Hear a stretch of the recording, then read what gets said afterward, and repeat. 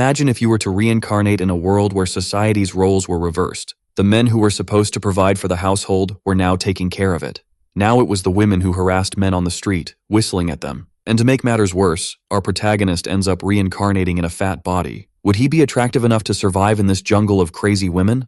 This is the story of the chubby guy who trained and became a Giga Chad to dominate this inverted world. Why are you gay? You are gay. Our story begins with a chubby boy sitting on his bed, astonished by what he sees on his phone. He has been reborn in this world, but it seems that the social roles of men and women are reversed. At this moment, it has already been 2 days since he arrived in this world, but he still hasn't gotten used to this fat body. In his past life, he was a famous alpha male emperor. However, now he is in a world where men are being mugged in the streets by girls. Women have the role of giving birth, but it is the men who take care of the child and the house. Besides all this being strange, the spiritual energy of this world is low, and it won't be easy to regain his power, so he might be forced to wash dishes and be submissive to women. In his past life, he fought a very powerful demon, and both lost their bodies. It seems that only his soul survived and ended up reviving. Now he is in the body of Lin Mo, a rich and spoiled boy from a private school. Thoughtful, he wonders if that demon also revived, so he must live as Lin Mo until he regains his strength. That's why even an emperor needs to go to school. Looking around, he assumes that his family isn't too bad. Still, that house is smaller than his last fish tank. In his memories, it seemed that his parents died in an accident, and his grandmother was in the hospital with advanced Alzheimer's. His distant aunt took on the role of guardian after being abandoned, and along with her, his family also moved. Before he knew it, everything that belonged to him was already his aunt's, and his quality of life had decreased. Walking through the house, the boy approaches a table. The one with the hair that looked like a cow had licked it was named Ying Jun, and the other was Zixuan. The boy's aunt appears, saying he arrived just in time to discuss his studies and that Yan Hui was right, mentioning that school was a joke. Hearing the name his aunt mentioned, the boy becomes thoughtful. In his body's memories, his grandmother organized a wedding for him before she had Alzheimer's, and the girl's name was the same.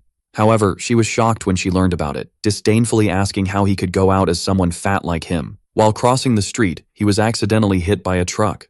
When that happened, his aunt canceled the wedding, thinking that it was incredible because the emperor of his generation would have to marry someone from that world by another woman's decision. Still in the kitchen, his aunt asks if he is listening to her.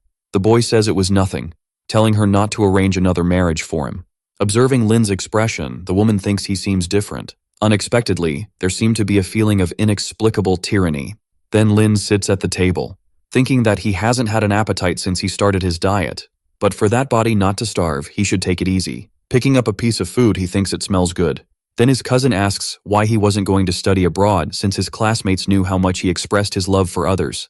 Lin wonders why he needed to talk to those insects when this emperor reigned for thousands of years. Still, now it was necessary to play the role of a normal person, saying he wouldn't go now because he was happy with that school. The boy says it didn't matter which school he attended as long as he got good grades. Continuing to eat, Lin thinks he didn't want to talk to him. An hour later, the protagonist was inside a car, and the person driving informed them that they had arrived. His cousin, in turn, asks Lin not to get out with him. With a look of disdain, the protagonist observes him, leaving the boy scared by that look. Then he got out of the car, frustrated. Next, Lin was already in front of a building. Mentioning that the architecture of that world was excellent, however, there were some problems. Each of those men stood out a lot since they showed their pale legs and even made gestures like girls, but at least the women seemed normal. In the background, 2 girls were teasing the protagonist's brother, saying that his legs were beautiful. With disdain, the boy thinks that it was unpleasant enough to almost make him vomit. However, he should forget about it because he didn't know if that demon was still alive. Plus, he needed to strengthen his body before she appeared. As he walked through the school, Lin finds his classroom. In the background, someone seemed to mock the protagonist, saying that his fiancée was there. His wife was sitting at the table while 2 girls were talking to her. Observing the protagonist, she didn't seem to like his presence. Lin thinks it's incredible how unbearable mortals can be. The boy, heading towards his desk, leaves Yan Hui confused. While sitting down, he thinks about how he could resume his cultivation in some way. Someone taps him on the shoulder, saying he should believe her when she said he couldn't like her. This was a girl with red hair giving him advice. Remembering the girl, Lin thinks she must be the classmate of that body. Continuing to speak, the girl questions how he could like someone from the 2nd class. Noticing Lin still quiet, she assumes she has spoken too much, saying that there was still a chance with Yan Hui, who might like him if he lost a bit of weight. Then the protagonist asks her to just say what she wanted to say. The girl asks how he knew she was plotting something, and Lin mentions that she wasn't that kind. Next, the girl really wanted to ask him a favor, requesting to play a game with her, saying it wouldn't take long, and as a reward, she would introduce him to a girl more beautiful than Yanhui. There is a mountain that cannot be reached alone, but she had contacts to help climb directly, so she was thinking of going during the summer, mentioning that the place was impressive at night and he would regret refusing to go there. Lin thinks of a rumor that high mountains attract spiritual energy, and that mountain was the closest in the region, so there was a high chance it had energy at the top. Also, it was a great opportunity for that body to lose weight by climbing the mountain. Accepting the proposal, he mentions that he wasn't good at games, making her happy. The girl says they would have a match against an idiot from class 3 who loves to pretend to be good. So after class, they could use the computers in the computer club. Sometime later, in the computer room, the girl mentions that she had reserved the room just for them, so no one would bother them. Sitting in the chair, she asks Lin to connect to a user. Then the protagonist enters his password, successfully logging into his account. Inside the game, the boy, looking at a window, says it was a competitive action game with an immortal theme. That girl appears, saying she had called the boss of that realm because he would help them. Then the boss appears, mentioning that she had indeed brought a man, apparently liking the protagonist because he was a classmate of her friend. Cutting the mood, she says she would start the 3 versus 3 PvP mode. Starting to run, the girl asks them to be quiet while she would take down the enemy group. Then the protagonist's friend asks him to hide while she goes to check. Lin thinks that only legendary beings from his world can be immortal, but cultivation and everything from his world was similar to the game, assuming there was a probability that there were immortals in that world, so he should be careful. While sitting, a notification appears that someone had died. That girl from before appears, apparently stressed. Starting to run again, she says she made a mistake and now would take revenge. However, she ends up dying again, repeating the cycle of running again, but now the protagonist's friend would help. Even so, it was of no use. Outside the game, the protagonist's friend is furious because even the boss of that realm couldn't defeat that person, telling the protagonist to be careful because Flying Feather was on the way, but Lin was completely calm. While running, the boy thinks he had developed his fighting instincts over thousands of years, capable of using them even in games. Throughout all this, the other team was still behind the protagonist while 2 girls fawned over the person playing. Then the girl says he couldn't escape from her. Looking back, Lin realizes someone is following him. Stopping to run, he thinks it was an emperor, and that's why he had never been chased. Noticing that Lin had seen her, the woman quickly hides. The protagonist, in turn, asserts that it was a quick reaction and that body couldn't win since attacks in that game were hard to use. Outside the game, Lin seemed to be using a skill. The woman observing the protagonist mentions that he was a novice who had no idea where he was. So that was a positive point going against the boy. Quickly, Lin uses the keyboard and mouse, launching an attack on the woman. Suddenly it hits her where a notification of a dead player appears. On the other side, they were surprised that the protagonist had managed to win. Getting up from the chair, Lin's friend says she didn't know he was so good. Noticing him motionless, she questions if everything is okay. Lin thinks he had no idea a body like that could be so damaged by a simple use of spiritual energy. Returning to the game, one of his friends asks to go back, but she no longer had time, thinking she had finally found him, wondering why he always kept running away. But this time she would kill him, going after the protagonist. Meanwhile, the boy ran without stopping. Noticing that the girl had found him again, he thinks he should boost the lower part of his body again, throwing his sword towards the woman. Then she questions if the boy wanted to hit her from so far away. At that moment, her leg gets hit, where she ends up falling to the ground. Looking at the sword in her leg, she wonders if that was a warning to stop following him. Outside the game, one of her friends says they should stop chasing him. The girl, in turn, asks if she knew the other side, asking to contact them right now. Sitting in the chair, she murmurs the protagonist's name. On the other side, the protagonist's friend receives a call from those girls wanting to see her. Approaching Lin, his friend says he was amazing, suggesting to play a few more matches, but the boy didn't want to play anymore, asking her not to forget the promise he had made before. Sometime later, Lin was already near his house. Inside his room, the boy lies down, mentioning that his body was very fragile. The next day, while going to school, his cousin calls him, asking him to explain to his classmates that the marriage with Yan Hui was not real. Then the protagonist says there was no need to explain what was false. As he was leaving, his cousin says he was very arrogant. Inside the classroom, his friend notices his presence, asking if he knew who that girl from before named Zhao Yutang was, mentioning that, incredibly, she was from his school. It seemed he had been through a lot since he lost his love, mentioning that the girl wanted to see him and he didn't need to worry because she wouldn't do anything to a guy. But before he could finish the sentence, with a threatening look, the protagonist watches him. Suddenly, he doesn't complete the sentence, mentioning that it wasn't Momo baby. Then a girl approaches the protagonist's table. That was Yan Hui saying they needed to clarify things and he should say it was just a fake marriage. Lin's friend says she was going too far. After all, Lin Mo was just a boy and should have more compassion. The girl questions what that had to do with anything and if she liked the protagonist. Jumping into the conversation, the boy says that whether it was true or false, there was no possibility of him being with the girl, asking her to leave. Yan Hui says he was being too full of himself and didn't know how much that bothered her, so he should never say he would marry again. The boy in the background says Lin was very strong because he hadn't cried yet, and the other guy says that if it were him, he would leave school immediately. Then someone enters the room. That was the girl he had lost to before, accompanied by 2 more people. The people in the background mentioned that was Zhao Yutang. Rumors said she caused a lot of trouble, and everyone who got involved with her dropped out of school. Approaching Lin, the girl calls the protagonist. Apparently, Yan Hui was her sister, asking if she wanted something. Then the girl calls Momo Baby, which was the protagonist's profile name in the game, telling him to follow her. Meanwhile, Lin, irritated, continued sitting in the chair, thinking he was the emperor and not Momo Baby. In the background, those 2 boys ask how he got close to Yu Tang and why he was being called Momo Baby. His friend, in turn, apologizes because the girl wanted to play with the protagonist alone. She just needed to go out with her and then could do whatever she wanted. Leaving the room, Lin murmurs that those people were very annoying.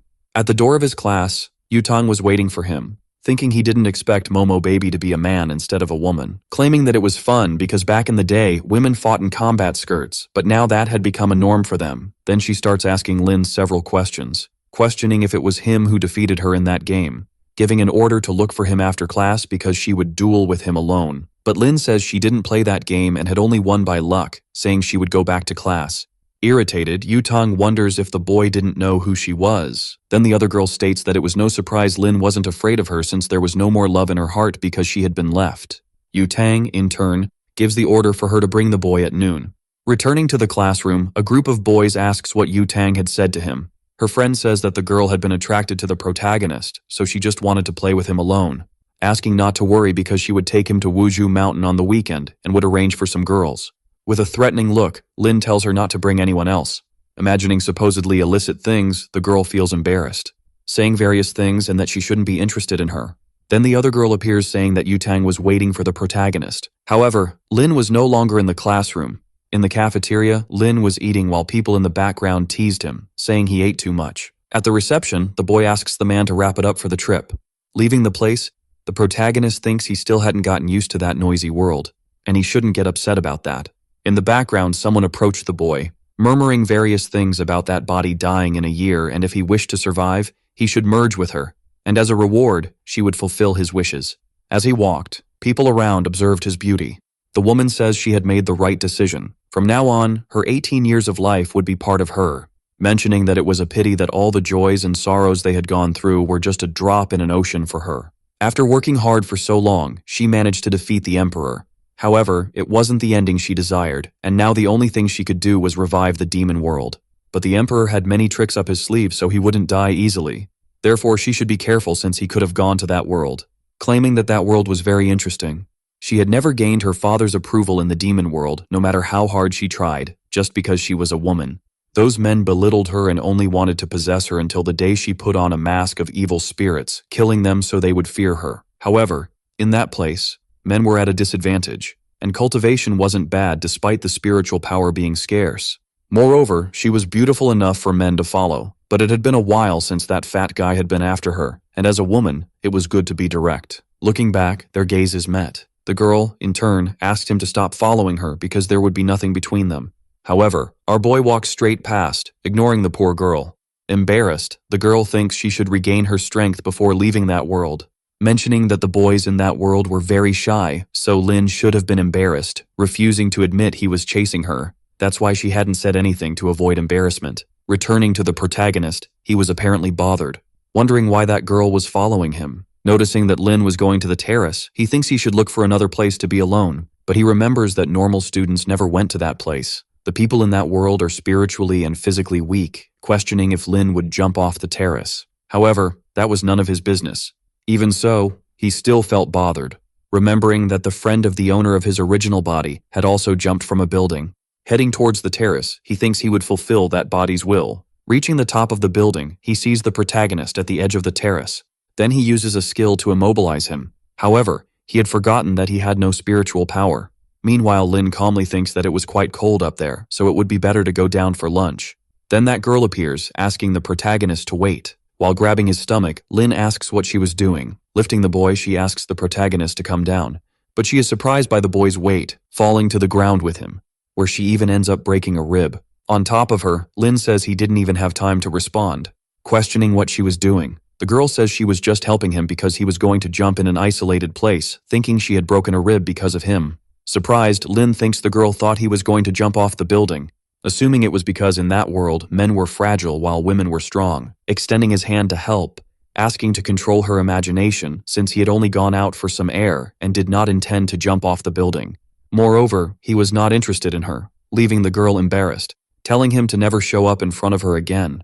As Lin leaves, he thinks that the woman had dismissed the help of an emperor without even knowing it, and since she didn't want help, there was nothing he could do. Back in the room, his friend asks where the young man was, mentioning that Yu Tang was looking for him and telling him not to leave after class.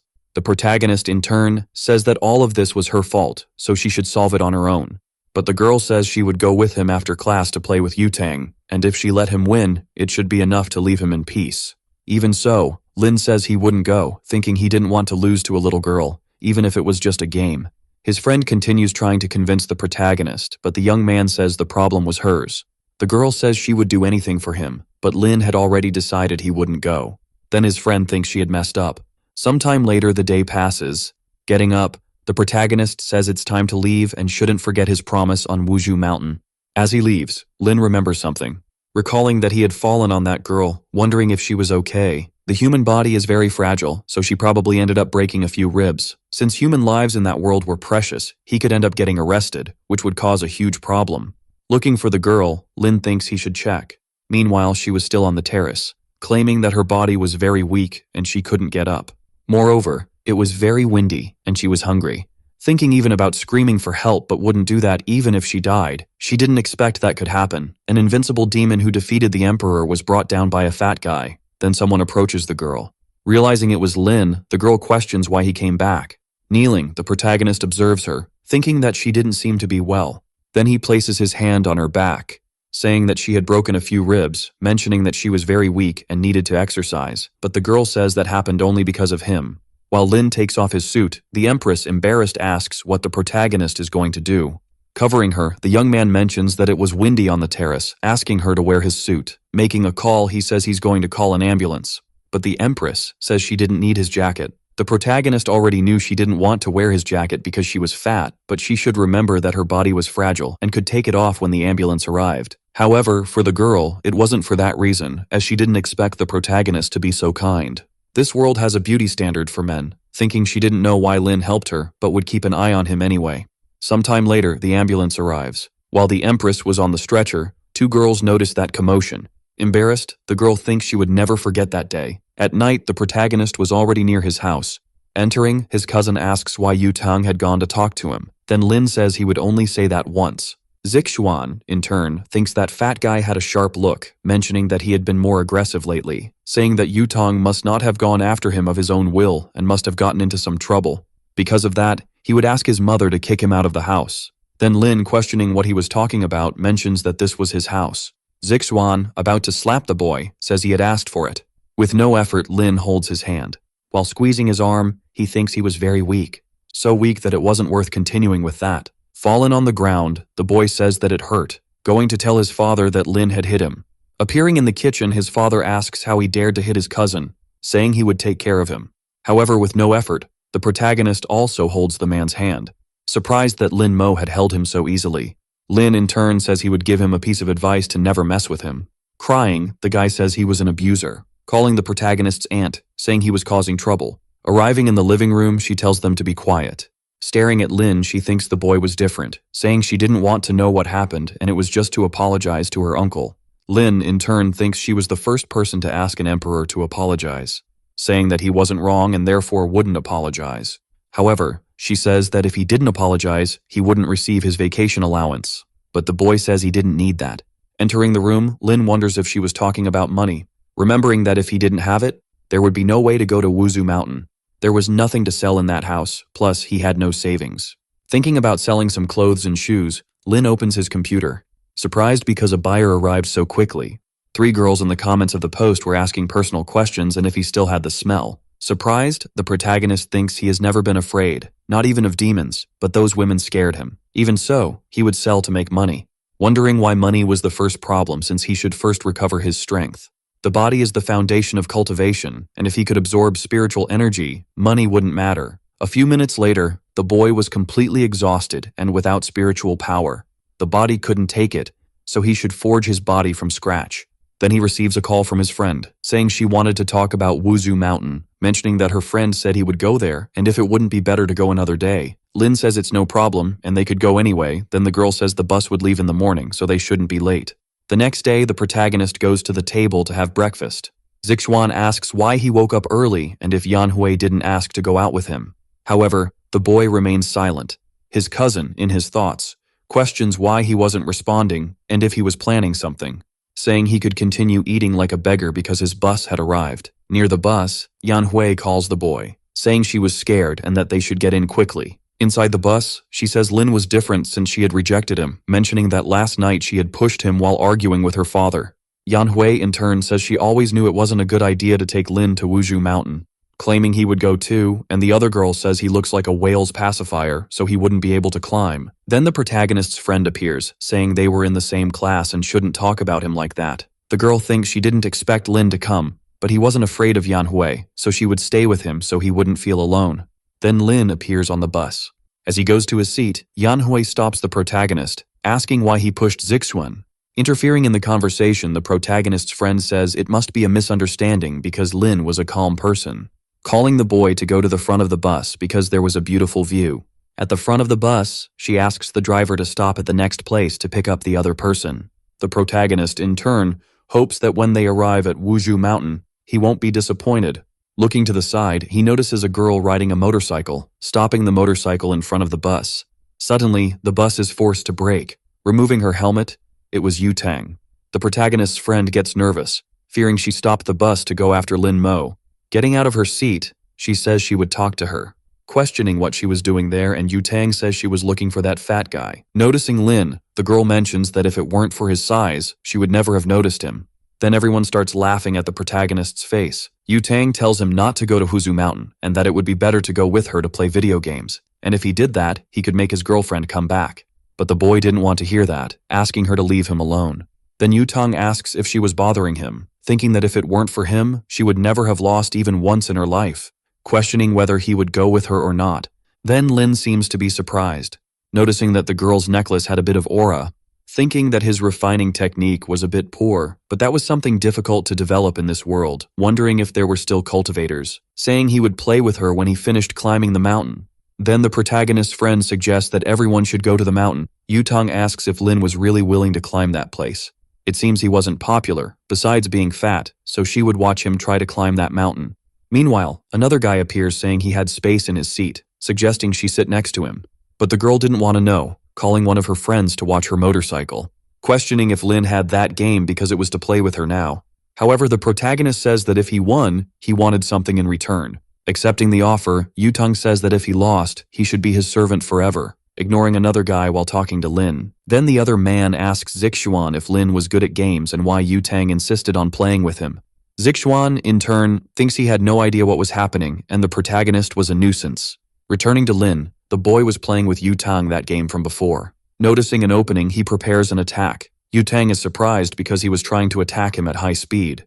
Receiving the attack head-on, the system informs that the victory belonged to Momo Baby. Out of the game, Yu Tang still couldn't believe he lost, questioning how he managed to have such incredible precision, but the protagonist says that every movement he made was calculated and that game is very easy. Then the girl thinks he was a genius, but little did she know he was using his cultivation to stimulate his brain. Since Lin had won, she should ask for what she wanted. Lin, in turn, asks for 10,000 in money. Yu Tang asks if that was all because whenever he wanted, he could force his ex-fiancée to come back with him, and if he was willing, he should become his training partner from today. Ignoring the girl, Lin still asks for the transfer, thinking she had managed to get the money to forge that body. Taking out his phone, Yu Tang makes the transfer. In addition, he added his phone number so she should answer if she called him, but she shouldn't call him or even give his number to anyone. The protagonist thinks that not even as an emperor did he have an arrogance equal to hers. Getting up from the chair, the girl says there was very little space, giving an order for Yan Hui to move forward, leaving the girl nervous, thinking he was doing that after so much effort to sit next to Zixuan. Getting up, Yutang tells her to hurry up. Yan Hui thinks about reprimanding her sister but couldn't do that in front of everyone. Then Zixuan says that Lin wanted to say something to her and that she should see what it was. Getting up, the girl goes towards the protagonist. In his thoughts, the boy is happy because he could sit next to Yutang. Trying to introduce himself to the girl, Zixuan only gets a sharp cut with Yutang telling him to shut up. Thinking that if he had known that boy was so unbearable and wore so much perfume, he would have preferred to sit with the protagonist. Arriving at Wuzhu Mountain, the students are surprised by how high the place is. Then the protagonist's friend tells everyone to follow and not fall behind. Half an hour later, Lin Mo, observing those boys, thinks they were much worse than him. When he managed to recover his powers, he would punish them every day for centuries. The protagonist's friend, noticing that there was no one to help him, thinks she couldn't help him because if someone saw her with him, she might end up receiving strange looks. 20 minutes later, Lin Mo was still climbing the mountain. Thinking he couldn't go on because he had the least stamina in the group, those boys seemed quite delicate but were actually in good shape. Noticing that Lin couldn't take it anymore, his friend thinks that since she was the one who brought him to that place, she should help him, questioning if the boy needed help.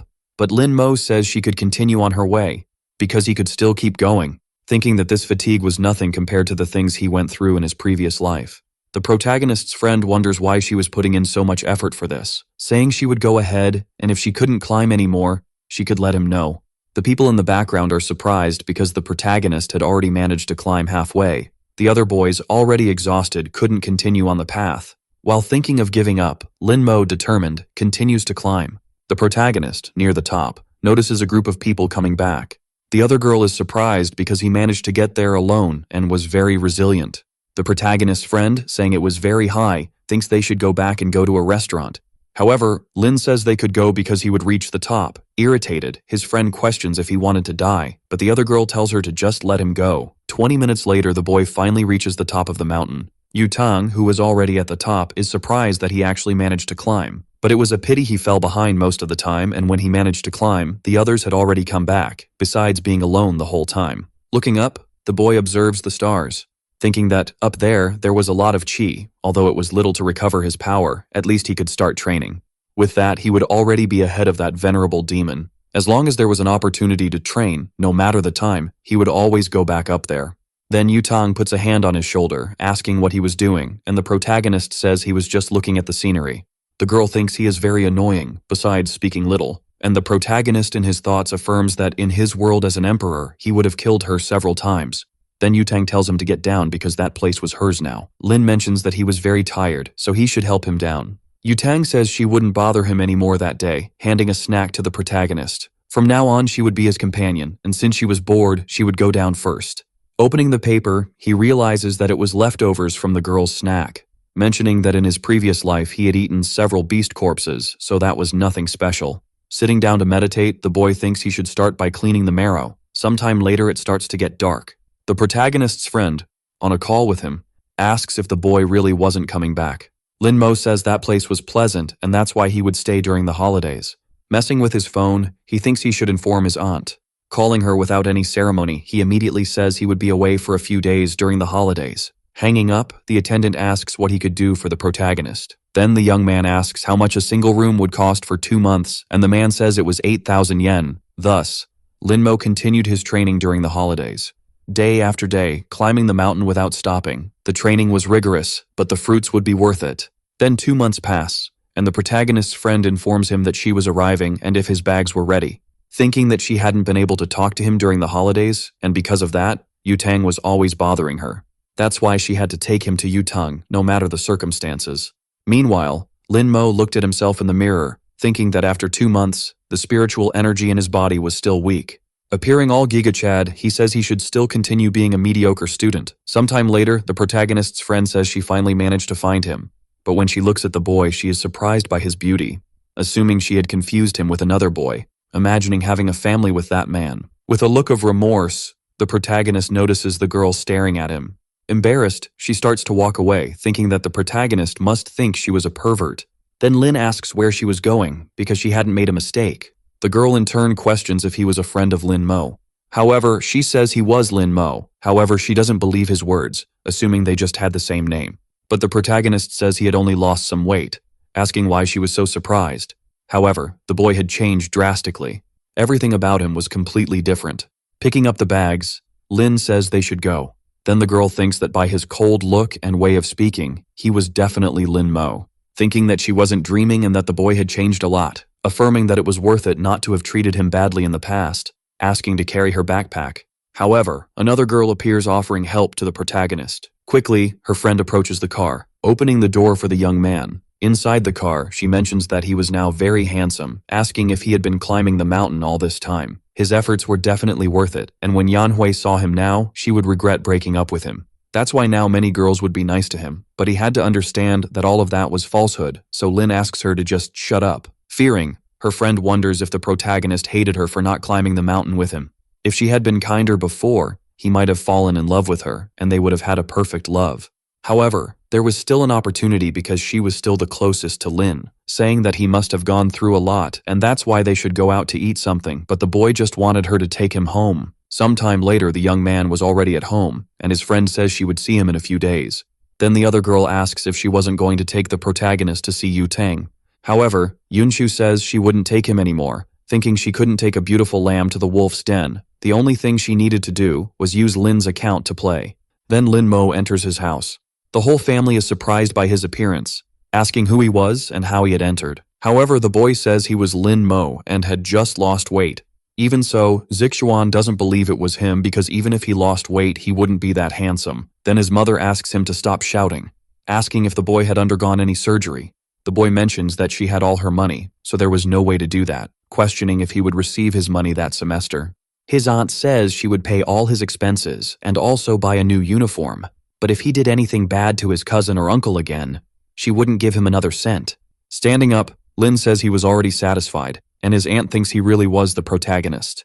The next day, the young man was in a car with his cousin going to school. Zixuan asks why the driver was driving slower this time. Then the girl says she would go faster, thinking that she couldn't help but look at the protagonist because he was very handsome. That's why she just wanted to keep watching the boy. Then Lin gets out of the car. Everyone around is surprised by his beauty, wondering who that boy was. His cousin, feeling jealous, questions why Lin was attracting so much attention. Noticing that the girls were taking pictures of him, the young man thinks something wasn't right. Soon after, he enters his classroom. Heading towards his chair, another girl wonders if he was a transfer student. Lin, for his part, thinks he had just lost weight, but just because of that, he was already a bit better than usual. However, normally he wouldn't attract so much attention, questioning if it was because of his aura.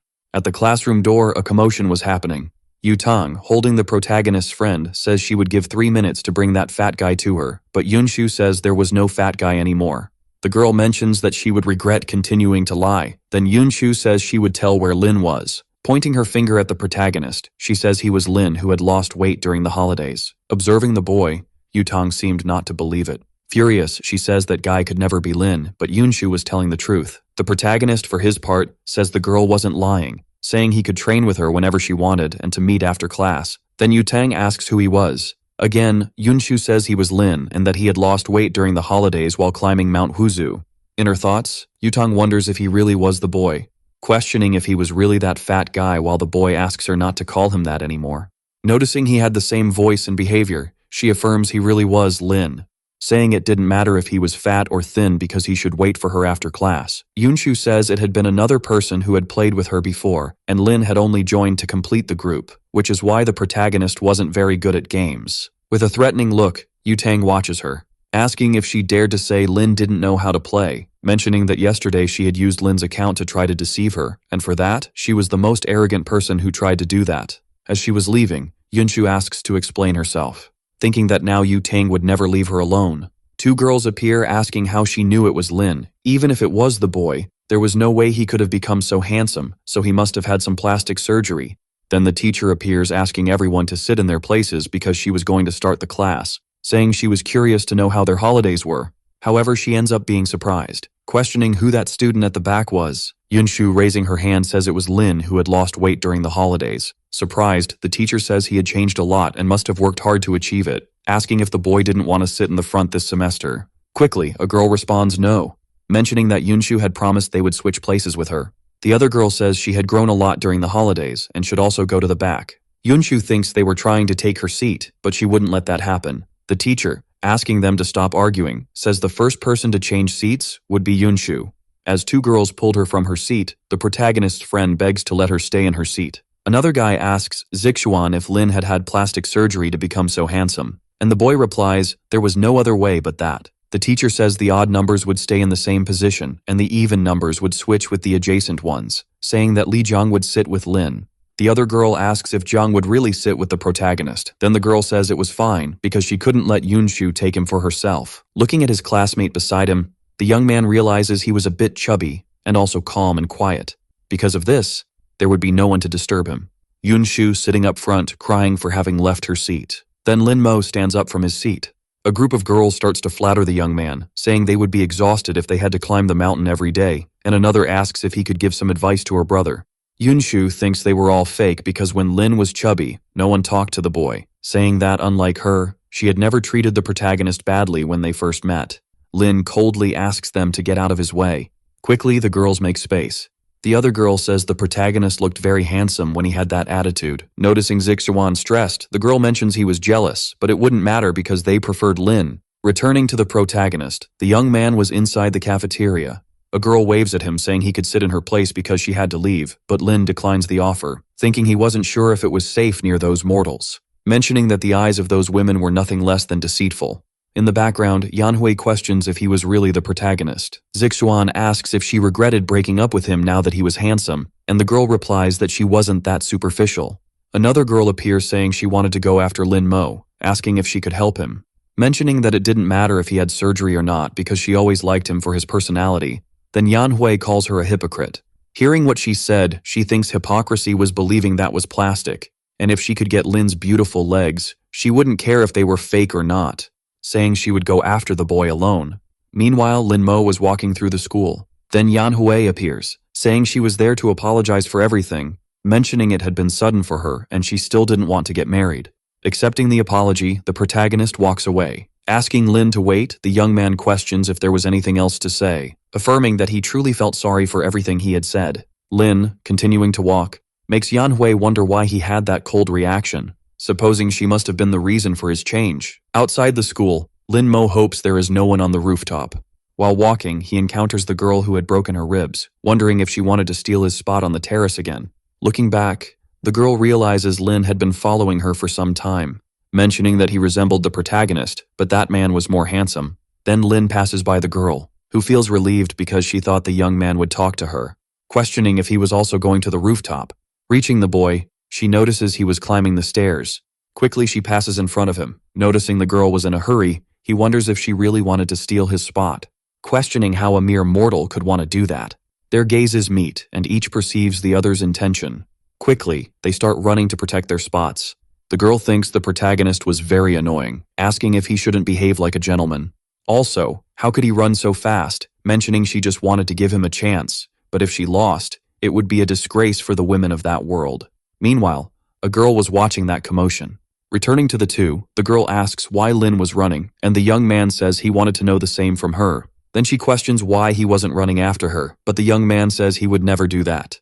Irritated, the woman tells him not to speak to her that way. A boy like him who didn't care about ladies could never get married. Lin Mo wonders how an emperor could think about marriage, a man of high status from a generation of great emperors. Responding that she wasn't kind either because she was fighting just over the terrace. Reaching the rooftop door, the two block the entrance. Suddenly they start fighting to see who would arrive first. Lin, in turn, thinks he would have to use brute force to clear his way, where he ends up squeezing the girl's breasts, which makes her feel embarrassed. The protagonist, feeling awkward, senses that sensation. He quickly manages to reach the terrace first, saying that from now on that place belonged to him. The girl questions how he dared to do that and if he knew who she was, mentioning that just a moment ago he had done that. Saying he had touched her, the protagonist approaches her, giving a slap to the poor girl, claiming that she had touched him first, thinking that he had almost forgotten that men in that world were fragile and therefore could not act calmly. Then the girl calls the protagonist shameless. Taking her phone, Lin says that if he didn't leave, she would call the police. The girl, in turn, says she was already getting angry. Recording the woman, The young man asks to repeat what she had said before. However, he seems to remember something, recalling that women who hit men in that world were despised. And if she were caught doing that, she could no longer attend that school. Thinking that he had taken advantage of that to hit her, even if she told someone, certainly the one who would be believed was the protagonist. Saying that this time he would leave, but next time he wouldn't lose. Claiming that it was very complicated to deal with men. Lin thinks he was happy to have gotten out of that situation, mentioning that the girl was very annoying. Remembering that there was an update on the news from this morning, he grabs his phone. Looking at the news, he ends up getting surprised. The news reported numerous chickens on a farm suspected of being infected with a virus, which ended up turning into dry corpses. Observing that chicken, Lin Mo seems to recognize it. Recalling that the demon from before had a sword that would suck any creature that touched it down to the bones. But in his final battle, that sword had exploded, and then his sword also exploded trying to protect him, and along with that, he ended up going to that world. Wondering if that demon was really dead. Since to become immortal, Lin had to follow the path of heaven, but she, in return, only had to kill people to gain her power. That's why he had to investigate what was happening. Sometime later, it was already sunset. As Lin was leaving, the girls were still fawning over the protagonist. Yunxin appears saying she would accompany him to Yutang's house, but Lin Mo says it wasn't necessary. Even so, the girl insists on going, mentioning that Yutang and her sister were very dangerous. Telling the story of a time when a boy was tricked by his classmates, which ended in a tragic end. However, the boy thinks he doesn't want to go to that place, asking Yunxin not to get too close to him. But the girl says he was interpreting things wrong. Entering, she is surprised, asking if he wasn't going to meet Yutang again, and the boy says he had more important things to do. Yunshu questions if he didn't know she had been looking for him all vacation, and the young man says they would discuss that later. The girl, in turn, asks him not to worry because she would explain to Yutang the next day. Remembering that if she helped him, Lin might end up thanking her. Meanwhile, the young man was inside a car thinking that Farm was outside the city, and if that demon was there, he would eliminate her even if it damaged his soul. Sometime later, Lin Mo arrives at the location, thinking he still had little soul, but it would be necessary to use it. Apparently, he begins to use a spell. Looking at a house, he notices a demonic chi, thinking that it was extremely strong, assuming that demon had really survived. Looking to the side, he notices someone approaching. A person says they had seen the protagonist from afar. Taking off the helmet, it was Yutang asking what he was doing in the middle of nowhere. Lin, in turn, wonders how she had gotten there, thinking that it couldn't be a coincidence to meet in the middle of nowhere. Saying that she had called a taxi to take her home, but on the way, she realized it was taking her out of the city, so she decided to get out of the car. Irritated, the girl asks if he still thinks he was that ugly fat guy from before. Now that he was handsome, he would end up meeting many girls who only think with their lower brains. Mentioning that handsome young men are the biggest targets when it comes to trafficking, and he shouldn't forget to warn someone when he gets into trouble. Asking him to hold the helmet, she says she would call the police, asking if he remembered the car's license plate, but the boy replies that he didn't. Then the girl says she would deliver some messages and would be right back. Lin, in turn, thinks that Yutang was just a mortal, but could also track demonic energy. Then he notices that she had returned. Mentioning that losing weight was causing her problems, she asks him to hand over her helmet. Putting it on her head, she says she didn't want to get into trouble. However, she feels embarrassed, thinking that the boy was more handsome than those motorcyclists on the internet. Lin wonders if that was a protective helmet. And the girl thinks he really was handsome, questioning how he had that ridiculous idea, mentioning that it was his personalized helmet and if he broke it, he would give it as a prize to the mean girls, saying that it only gave him headaches. Looking at where the girl was going, he realized it was exactly where the demonic energy was. As he was worried, he would check what was happening. Returning to Yutang, the girl seems to pass through a place she shouldn't, where an old lady ends up noticing, questioning who the girl was looking for. Quickly, Yutang draws a weapon, saying that she had a lot of courage not to run when she saw her. Desperate, the old lady says she shouldn't be playing that kind of game because it was against the law. Then Yutang questions if she knew the law of the demon cultivator, but the old lady says she was just a chicken farmer. Stealthily, she draws a dagger from her sleeve. Yutang, realizing the woman's intent, fires her weapon. With her arm bleeding, the old lady begs not to be killed. The girl mentions that she was a good actress but would have to be better to deceive her, using a spell that transforms her weapon into a sword. Even so, that old lady insisted she wasn't a demonic cultivator and had nothing to do with that incident. Yutang says that now she was only capable of refining chickens, but in the future it could be people's turn, mentioning that she had little cultivation time but was better than a monk. Then the old lady asks how she hadn't noticed that, saying she would go further if she refined her. Yutang says that was encouraging. Quickly advancing towards the demon, asserting that the outcome wouldn't change, stabbing her sword into the chest of that monster. Lin Mo, in the background observing the situation, thinks that energy seemed to be that of a demonic sword. Yutong in turn seems surprised, because her sword had no effect. The girl thinks that energy was completely different from the demonic cultivators she had encountered before, questioning what that creature was. In a matter of moments, the monster lunges at Yutang, where she barely dodges, assuming that if she received that attack, she would definitely die. Again, that creature envelops a spell in its fist.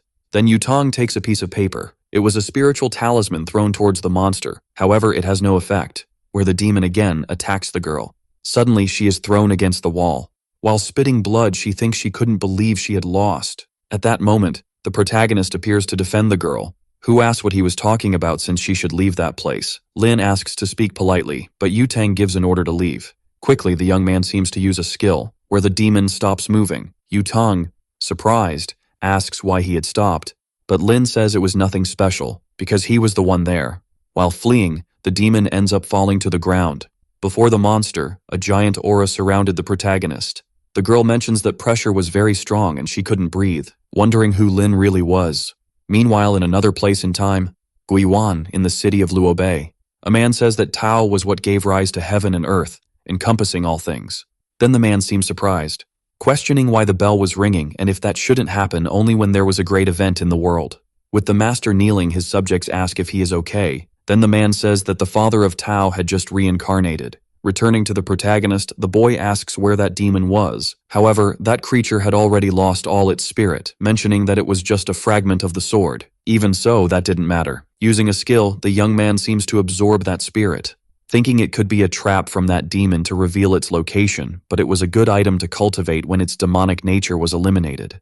The only thing he had to do now was take care of that woman. Behind the protagonist, Yutang says he was very handsome. Using magic, the boy gives an order for her to forget what she had seen.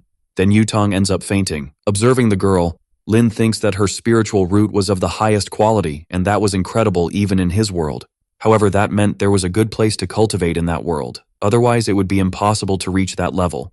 Right after using his ability, the boy feels a pain in his chest. Assuming he had overloaded his residual soul, thinking he should leave that place, where he ends up finding two girls mentioning that he was very handsome, and that they would take him to a pleasant place, but Lin asks to be released or he would regret it. Then the girl says she was just pretending to be tough, asking him to be a little kinder.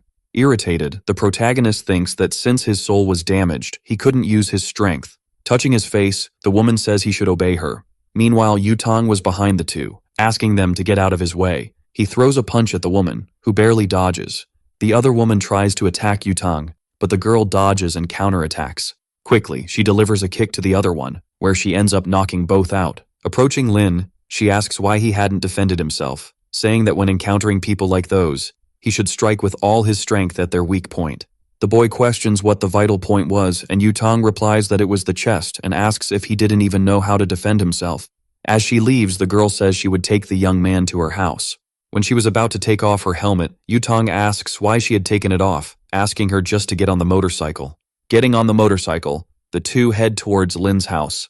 The protagonist thinks that in his past life, grabbing a girl without being in a relationship would be considered indecency, but in this world, they didn't think much about it. However, that vehicle was very fast, mentioning that with his sword, he could go faster than that. In the still of the night, the two arrive at their destination. Lin, thanking for the ride, asks how much she would have to pay, and the girl questions what she was talking about. Calling him fat, she mentions that just a little while ago, the boy was scared, and the protagonist asks her not to call him that. Then Yutang says that before, Lin didn't care when people called him that way. In the midst of the conversation, the girl remembers something, saying that the protagonist had tricked her again and left her waiting. But the boy says that his family taught him that he should return home after class because he couldn't walk alone, saying he had waited for her before. However, Yutang mentions that he had an emergency. Then his phone starts ringing. Answering the phone, Yutang asks if everything was done, affirming that the target had a very powerful evil chi. Getting on his motorcycle, he says he had something to do. As he heads towards his destination, the girl stops at a corner, thinking that the smell of the protagonist's shampoo was bothering her. Returning to Lin, the boy thinks he needed to recover. Then Zixuan calls him, questioning if he was causing trouble with Yutang again. Yan Hui, in turn, says that the boy didn't know how to choose his words and was trying to say that Yutang was a bit stressed. Lin, ignoring the two, continues heading towards his house. Inside his room, the boy sits by his door, supposing that if he continued using his power, he could end up damaging his foundation. At least he managed to get a sword fragment that he could use to cultivate. Soon after, someone knocks on the door. Yan Hui appears, saying she wanted to talk to the protagonist. Noticing that she wasn't with Zixuan, he thinks the girl wanted to be alone. Then Yan Hui says it wasn't just about looks, but the more time she spends with her cousin, the more she realizes she liked the protagonist. That's why she wanted to apologize for everything she had done, asking if his grandmother wouldn't want them to get married. Before she could continue speaking, Lin closes the door. Begging, the girl asks him to believe her, saying they would get married. However, since Lin was an emperor, he didn't want to lower himself to that level. Thinking that he thought he had already reached the maximum level of spiritual cultivation, yet he still had a long way to go. Starting to meditate, the boy considers it as mental resilience training. The next day at Lin's school, a girl calls the protagonist to eat. Noticing that the boy had ignored her, she mentions that he was very handsome but had a heart of ice. And he was getting more handsome, looking even like a movie star. Meanwhile, Yan Hui, along with her group, was eating. Looking to the side, she notices a girl trying to call the protagonist to her table, who without any remorse ends up refusing. Zixuan asks what good it does to be handsome but alone, and the other guy says he had questioned how he lost weight, but he always ignored him. Observing that situation, Yan Hui seems restless. Getting up from the table, she says she would call the boy to her table since they were in the same class.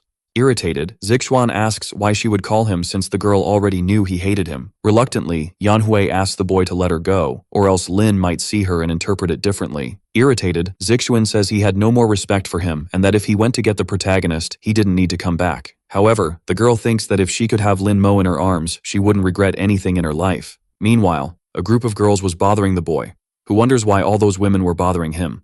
Next, Yu Tang calls the protagonist, ordering him to go to her desk immediately. The boys observing the commotion assume that Yu Tang was supposedly interested in Lin. Yan Hui, in turn, desperately thinks that that girl was the worst one to attract Lin's attention. The young man, for his part, cannot believe that woman was still calling him fat. Looking to the side, he spots that girl from before. Quickly, he starts walking, remembering that there was a possibility she would steal his spot on the terrace. While the young man walked, Yu Tang noticed him in a hurry. The girl next to her says that Lin had become very arrogant after getting a bit more handsome, asking who he thought he was.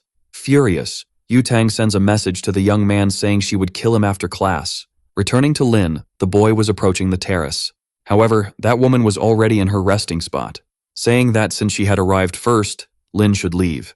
Refusing to leave, the young man mentions that he had won the race before, so that spot belonged to him. The girl says she had let him win because he was a man, asking if he thought she would lose. Then the young man suggests they go downstairs to bet on another race to settle this once and for all. Irritated, the Empress says the boy only knew how to run and asks if he had any other skills besides that, for if he continued like this, he would never get married. Lin Mo, for his part, says there was nothing special, stating he could choose any game because he would win against her in any of them. With a sly smile, the girl seems to be planning something. Picking up a cup of pieces, she says they would play that game. Watching what was in the girl's hand, Lin wonders if it could be what he was thinking. Then the Empress questions if he knew how to play that game and if he won against her, besides leaving the terrace, he could ask for anything. Sitting on the floor, the young man mentions he wouldn't be able to fulfill any of his wishes, even if he tried. Convinced, the girl thinks she had spent thousands of years playing that game and her skills were on another level. Little did she know that the protagonist had also spent many years playing that game, known as one of the best in his world. As they were about to start the game, the two stared at each other. In the middle of the match, both sides were completely focused. Realizing he still hadn't won, Lin wonders if that woman was some reincarnation of a player from that game. Sometime later, the match continued until sunset. The girl, observing the situation, realizes that the match was uncertain, and if she wasn't careful, she could lose. The young man says that if she didn't know what to do, she should give up. However, the Empress mentions that classes had already ended, so she should feel proud of getting this far and therefore should go home. Soon after, Lin's phone starts ringing, thinking he could never give up and would only leave that place with victory. The girl, for her part, could no longer stand the noise of that phone. Taking a picture of the board, she mentions they could continue the match the next day. However, when she was about to get up, she feels a shock in her leg from sitting for so long, where she accidentally ends up falling on top of the protagonist. Lin, for his part, feels a very cozy sensation. A moment later, the girl becomes completely embarrassed, saying she couldn't believe that. Then Lin slaps his forehead, saying that next time she should keep her magic spheres away from him, or he would call her a pervert. The girl thinks that this was already the second time he had hit her, and when her strength returned, she would make him regret it. But during the night, she would study tactics to win their match. Outside of school, Lin Mo picks up his phone to answer the call, realizing it was Yutang who was calling him. Furious, the girl questions why he hadn't answered her and where he was, ordering the young man to go to the school gate. The young man thinks that Yutang spent most of her time at school playing, and even so, she had a high cultivation level, so he would discover today what her secret was. Near the gate, Yutang asks why he took so long, questioning why he had stayed at school after skipping all the classes. However, he says he was just sleeping, leaving the girl surprised, saying she had come to pick him up for a rematch in that game. Handing a helmet to the young man, she tells him to get on the motorcycle. Sometime later, the two arrive at Yutang's house, and the protagonist is surprised that the place is so big. As they walked through the house, Yutang asks him not to touch anything. Looking around, Lin Mo thinks that the only thing in that place was games, and there was nothing about cultivation. The girl, in turn, questions whether the boy was not worried about being in that place, for a woman had called him to go to her house and the boy asked nothing. Then the protagonist questions if he intended to do anything with him. Mocking the boy, he mentions it was a good idea since he was no longer fat and it wouldn't be a bad idea after all. Without any compassion, the boy strikes her belly, ordering her not to touch him. Seeing the damage he had done, the young man thinks he didn't know that martial art was so good as it could take out a cultivator in seconds. Getting up, Yutang says he was just joking, but the protagonist says he didn't like that. Irritated, the woman warns that they would play more than 300 matches, thinking she would finish off the boy and make him pay for everything he had done. Sometime later, inside the game, Lin Mo wins a round against the girl. Soon after, 2 more times. That cycle continued countless times with not a single victory for the girl. Downcast, Yutang realizes she was losing 47-0. Getting up, the boy mentions he needed to go. Sneakily, he seems to place something under her table. Asking for another match, Yutang says he could stay at her house, but the young man says they would continue another day, saying he would take him to his house. Lin Mo says he would get a taxi. The thing the protagonist had placed under the table starts to fall. Seemingly coming to life, it begins to move. Meanwhile, in some random building, Yan Hui, in her room, was pondering why Lin had skipped afternoon classes, wondering where the boy had gone. She then receives a call. Someone asks her to check the message group, because something unbelievable had happened. Looking at the messages on her phone, she sees a photo of the protagonist with Yutang. Irritated, the girl starts to knock everything off her desk, questioning how dare she take her Lin Mo to her house, wishing for a motorcycle accident to happen to the woman. However, cursing wouldn't help at all. Then a purple crystal asks if by any chance she wanted to take revenge. Looking around the room, she questions who was there, asking them to show themselves. However, the crystal says its identity was of no relevance. Then a sinister face appears, saying it could do whatever she wanted. Yan Hui, in turn, asks if that monster was a witch from those soap operas. Embarrassed, that creature thinks the woman had nothing in place of her brain, saying it was the #1 divine sword of the immortal world that ended up shattering, and if she helped it recover, it would turn her into an immortal. Without even thinking, Yan Hui accepts the proposal, asking for help to become an immortal. At that moment, that creature seems to use magic on the girl. A purple crystal appears on Yan Hui's forehead, and the monster orders her to open her mind, allowing it to merge with her body. Asking why she felt no power, the spirit questions what she desired. Suddenly, the girl asks to be taught hypnosis, and the monster mentions there were numerous skills like that. In her thoughts, Yan Hui supposes that with that skill, Lin Mo would be entirely hers. Meanwhile, the protagonist was riding in a taxi, thinking he couldn't use his powers carelessly, believing Yutang should reveal her secrets. Quickly, the boy seems to make a hand signal. At Yutang's house, that doll receives a signal. Observing, the girl realizes she was playing, questioning if Yutang was a false cultivator, wondering how she had managed to reach that level. Furious, Yutang cannot believe she lost to a stinky fat guy. Lin Mo, in turn, gets irritated by the girl's words, mentioning he would now crush her in all the games. Then Yutang remembers she had to do something. Watching her leave the room, Lin Mo wonders where the girl was going. In the room, Yutang was changing clothes. Wearing a suit, she says it would work. Opening a closet, there were numerous combat weapons in that place. The protagonist thinks that even if all that was of low quality, it was still hard to obtain in this world. Starting to run, the doll jumps into the girl's clothes, thinking that this time he would discover her secrets.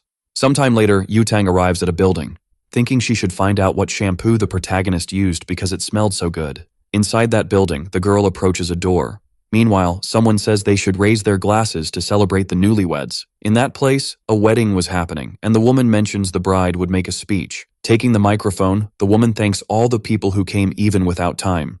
Meanwhile, Yutang sits in her place, thinking that now she just had to wait for it all to end.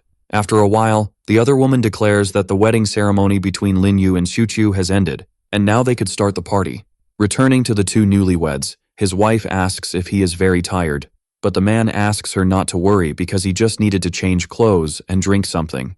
While they were talking, someone approaches the two lovebirds. It was Yutang standing in front of them. Realizing who it was, the young man becomes desperate. The bride in turn asks if something is wrong. Then Yutang says that now that his wish has been fulfilled, it is time to go. As he begins to transform, the man asks if she thought fulfilling wishes was so easy. In that instant, the young man transforms into a werewolf. When he was about to attack the girl, Yutang uses a talisman. Dodging the attack with a leap, he draws his sword. Attacking the wolf from above, with one blow, it is knocked to the ground. Holding its neck, it thanks the girl, and in a matter of seconds, its head disconnects from its body. Desperate, his bride tries to help the man. In her thoughts, she apologizes to the woman because she would never see her again, mentioning that that form was a stupid way to die. Returning to human form, his wife runs into his arms, pleading for him not to die, ordering them to call an ambulance to help him. Furious, the woman says she would kill the girl. Yutang, in turn, mentions that she did not know her husband because he was an expert in draining energy from women, turning them into slaves, saying he was just doing his job and that it was nothing personal, using a talisman to make them forget everything they had witnessed. Soon after, the bride ends up fainting. Calling someone, Yutang says he has finished his job and now they should take care of the rest. Meanwhile, that doll falls from the girl. Running towards the man, Linmo realizes that it was a metamorphic fox that would be very useful. Linmo decides to save the fox and thus begins to perform the soul reincarnation spell. The golden aura of his paper doll begins to rise towards the fox. The body of the former fox man starts to have its soul extracted. It goes towards the doll that was with its arms crossed and ends up entering it. Thus the object completely changes its form to one with long silver hair. The little one ends up running desperately, and 20 minutes later, he reaches the hand of someone who was waiting for him. This being our protagonist, who is outside the building. The man's soul thinks he is going to die, so luckily, he managed to take revenge, but laments not having stayed with his beloved. Soon someone calls him by his name, Chen Xiuqiu, and asks if the fox really wants to die, or if he prefers to live. Opening his eyes in that abysmal darkness, the man admits he does not want this to be the end of his life. He still has much to say to Zhou Linyu, and no matter the cost, the man still wishes to live. Our protagonist informs him that he will give him a new life, and in return, he must serve him for 10 years. Thus, the little one ends up opening his purple eyes, revealing an adorable appearance, now of a young fox man with long gray hair. He looks around the ritual he is in, thus seeing our protagonist, who remains silent. Xiu has never heard of such powerful magic and wonders if it was this young man who summoned him. Soon he looks up, recognizing that this is the most powerful man he has ever met in his entire life. The little one ends up kneeling over the ritual. He introduces himself as Chen Xiuqiu and will be there to serve his master, saying he is very grateful for this opportunity to be under his orders. Linmo wishes for him to tell everything he knows about the cultivation of this world. The fox promptly confirms and asks where he should start, to which our young man informs he wants to know about the way of cultivating. The little apprentice explains that, due to the scarcity of energy in this realm, cultivators go to other secret realms, being completely limited because everyone is being controlled by powerful clans and families, reaffirming then that even an ordinary practitioner would not be able to join a sect if they did not have connections or background. Everyone is welcomed by the clans, but only to be used as furnaces and eventually destroyed for cultivation. Our protagonist realizes that this has become a malignant cultivation, which the little one confirms, saying that this logically happened due to the lack of energy. And, logically, the community of cultivators has always hunted the users of these malignant sources. Our protagonist asks if they resemble the cultivator Zhao Yuteng. With a brief smile, the fox confirms and then ends up saying that this girl is not only the most talented, but also from the Zhao family, one of the 3 great families. The other one decides to ask if there is an immortal kingdom, to which the little one says he doesn't know. Quickly, the boy ends up shouting and asking to visit his beloved during these 10 years of servitude, to which the protagonist confirms but informs him to never reveal himself. Completely proud, he never imagined he would find such a generous master and accepts that it is very easy to please the immortals. But soon the next day, he ends up being impressed while inside a backpack. Realizing that his master is in fact someone completely unexpected. Being a completely ordinary high school student, he then thinks that he must be some kind of boss of that place. The fox thinks that our protagonist is completely popular and all the women are staring at him, assuming thus that our hero is the best kind of person, since if he were a woman, he would also be pursuing our protagonist. But, completely ignorant, he wonders what the young man has in mind, as he can't go a minute without thinking of illicit things. Soon our protagonist reaches his chair, but he ends up noticing something strange, this being some snacks that are found at the bottom. Lin Mo wonders if this is something from his annoying friend named Song Yun Shu. His ex, He-Yan Hui, approaches saying she remembered what his favorite snacks were and bought them, and Lin Mo can't believe it was her. Our boy's cousin approaches asking what she is doing and gets extremely angry. She claims that our hero is her fiancé, and, therefore, it is normal to pamper the protagonist a little, which leaves the man completely irritated. With tears in his eyes, he prepares to slap the girl's face while calling her a bitch. Yan Hui holds his hand with extreme strength while telling the boy to stop it. Our protagonist is impressed that his cousin is someone who couldn't even slap a woman. The girl says she will only say it once and ends up stating that she will punish him if he continues bothering our boy.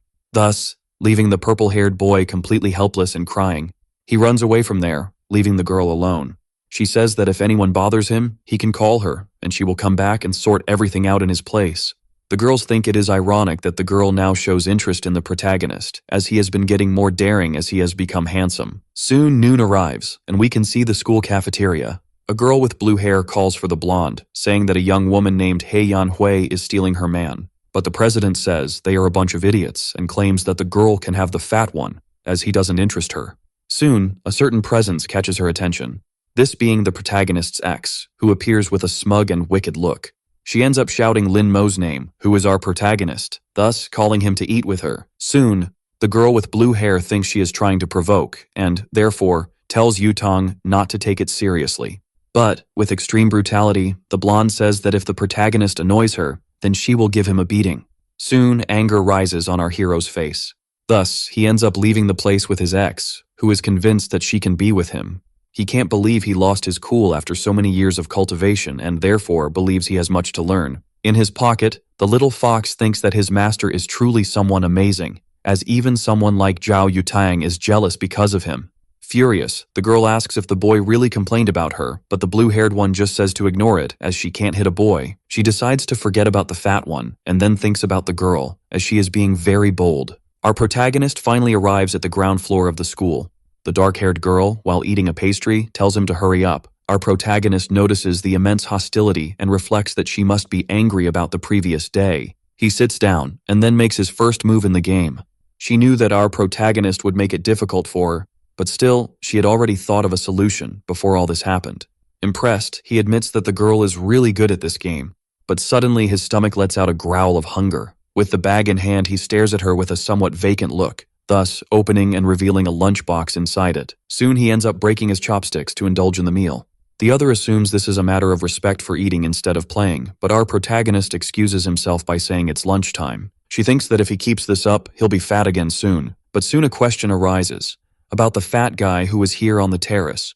Our protagonist says he has never seen anyone with that kind of profile around here. Angrily, she admits that just thinking about that boy makes her ribs hurt because of his weight.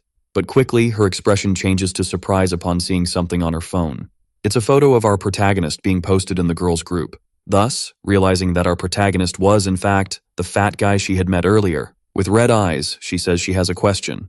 Recalling and showing the photo of the protagonist, she asks if he really didn't know this person from the phone. With extreme shamelessness, the protagonist says he has never seen anyone so fat, to which the girl gets annoyed, saying that Lin Mo is a terrible liar. But she understands that he doesn't want to talk about the past and, therefore, says he doesn't need to worry since she hadn't asked about that.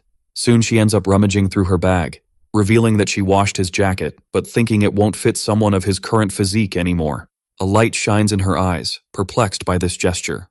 Then, he collects the clothing while remaining completely stunned. Quickly, the young woman ends up standing up, accepting thus that it was a tie and saying that he is indeed very good at the game. Our protagonist informs her that few people can match him, but she was one of the few who managed to surprise him.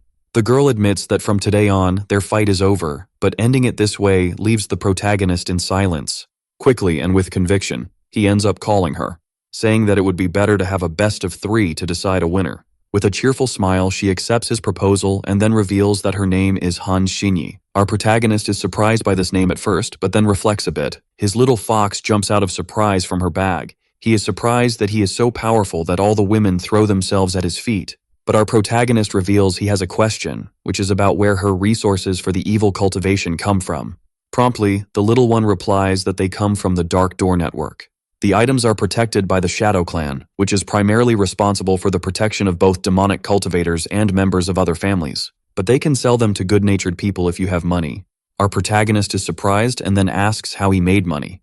The little fox replies that he has done several assassination missions, but ends up saying that the quickest way to get money is to find a sugar mommy. He assumes that his master doesn't even need to work since a sugar mom would be the best option for him. But quickly, the protagonist's hand flies in his direction, grabbing him while he squirms, saying he shouldn't have said such things. Lin Mo then puts him in his pocket, informing him that when he gets home he will take a look at the materials, and especially how to make spiritual amulets. Night begins to fall over the school, which is now silent. At the moment of leaving, the blonde ends up calling him by the name of the fat guy she knows. But our hero just diverts, causing Zhao Yutang to get irritated and tell him not to pretend he didn't see her. She ends up saying that today, her ex-girlfriend provoked her and tried to embarrass her, but our protagonist reveals that Yan Hui is not his ex-girlfriend. The girl doesn't care but informs him that she is a respectable person, and therefore he should cooperate, saying he can go with her for a motorcycle ride. In silence, the protagonist just keeps his face unchanged while reflecting. The girl, with a mischievous smile, questions whether Lin Mo will be able to get on by himself or if he will need her to carry him. When he ends up agreeing, they both go to the motorcycle, and she calls him a good boy. Behind a post, someone watches the blonde and curses her for going out with his precious Lin Mo. A dark voice ends up asking why she doesn't hypnotize him. But the younger one decides to reveal that she wants the protagonist to surrender to her body and soul voluntarily. Both end up leaving the school in a desperate manner. The protagonist notices this and says that Yutang is going too far. With a mischievous smile, she says that he is very naive for believing the words of a woman. In a broadly suggestive manner, the protagonist asks if she really likes him, leaving her blushing and confused. The motorcycle suddenly skids to a stop. With a red face, she asks if it wasn't clear enough that she isn't interested in him, to which the protagonist asks if she really doesn't want him. The girl tries to refuse with all her might, and the protagonist simply accepts, saying that they are just classmates, so she shouldn't get too involved with him. Yutang reveals that she has a line of people wanting to be her boyfriend, and even so, if it weren't for the games, she would never have looked at the protagonist. In the pocket of our young man, the little fox thinks that her master is truly surprising. He wonders when he put that paper doll on her, and on top of that, how he did it with a regular A4 paper. Sometime later, we can see the house of our dear protagonist. He thinks about the shadowy door network. Soon after, he calls for his little companion, who jumps onto the table. With quick clicks on the keyboard, he confidently says that he will enter the shadow network as quickly as possible. Thus, he keeps hitting enter hard and manages to access it. But the little fox ends up landing on a site with highly suggestive content. This is a site for renting a lady of the night, or even books with explicit adult content. Lin Mo then wonders if this is the right site, to which the little fox replies that it is the right site and he just needs to go to the treasure page. He thinks he has found the real world of cultivation, but even a lower-level spiritual weapon from the immortal realm is a superior treasure in this world. The most important things he will need are 1,000-year-old ginseng immortal stones, but they cost over $100,000. His little companion still tries to convince him to sell his photos to rich older women. But, with a stressed face, the protagonist asks if he looks poor or something like that, to which his little apprentice understands. Our protagonist then asks for the money that the little fox has, but the tiny one says he only has 30,000 in his account. Grabbing the mouse along with his computer, he says that will be enough. The young man with white hair decides to question whether his master really intends to make talismans. Soon, Chen Shushu tries to suggest that the boy look for something else, since talismans can have a good price, but they are hard to make, and the materials they have are of low quality. Our protagonist informs that he will only make low-level talismans to sell them, so he tells her not to worry about anything. Then he distances himself, telling her to go back to training, and his little apprentice thinks that, with these materials, he will only be able to make trash and useless things. The next day, we see Lin Mo now wearing an outfit that hides his identity, along with a mask and glasses. A man in a van asks if the delivery is his, to which he replies that it is the White Fox. Thus, the large box is received in his hands, and the delivery person asks for a 5-star rating for his great work. The younger one assumes that this is indeed a fast delivery service and, therefore, thinks about rating it. In his pocket, his apprentice informs that the Dark Clan has a business network that rivals even the great families. Soon after, we can see a few minutes later where the protagonist stares at 2 papers on his desk. The little white fox questions in thought if he really intends to make these talismans. He has heard that the talisman masters of the great families spend years training before starting, and even then, only 30% of them succeed. Our young man ends up sighing while closing his eyes. Then he starts drawing the symbols on the paper with extreme agility. Quickly, he says he has finished the dragon talisman, which surprises the little fox. He thinks it is impossible to have made the symbols in a simple instant, and especially, to have made two at the same time, and swears he saw a dragon appearing out of nowhere. Our protagonist tells him to stop making noise, as these are low-quality talismans. Moreover, it is a pity that he only has enough spiritual power to make two and admits he needs to buy more spiritual stones. Right after that, Linmo is going to put these items up for sale and announce them for $500,000. But he quickly gets surprised by having posted it, as the bids started to rise anonymously, but rapidly. His companion informs him that talismans sell very well, and that great cultivators and even ordinary people use them, which is why they are considered high quality. Soon, our protagonist realizes that something might have happened to his paper doll. Looking closely through the doll's vision, he notices that the blonde is also in the dark web observing something strange. With eyes full of dark circles, she decides to say that working on the investigation of a kid who has gone missing is really exhausting. Until suddenly, she ends up seeing the ad for the high-quality talisman, along with the invisibility effect, which seems quite convincing. She assumes it's a good time since she doesn't know this demon, and it's better to be prepared to observe him if necessary. Our protagonist thinks that a spiritual stone might be useful, and besides that, a missing demon is really strange, and wonders if it could be the venerable demon. We then see the next day at school, right at lunchtime. Our dear Lin Mo climbs the stairs until he is interrupted by three boys. They end up offending him and asking how he dares to disguise himself to attract the girl's attention, but inside, the boy remains the same trash. Our protagonist maintains his dark and neutral expression while looking a bit down. His ex-girlfriend says she is enjoying this hypnosis more, as it is giving him an unbelievable chance. But, with an arrogant and especially threatening look, the protagonist warns them to get out of his way, which irritates the people in front of him. The boys, unconvinced, ask if Lin Mo has lost his love for life, and then decide that they will kill him at that very moment.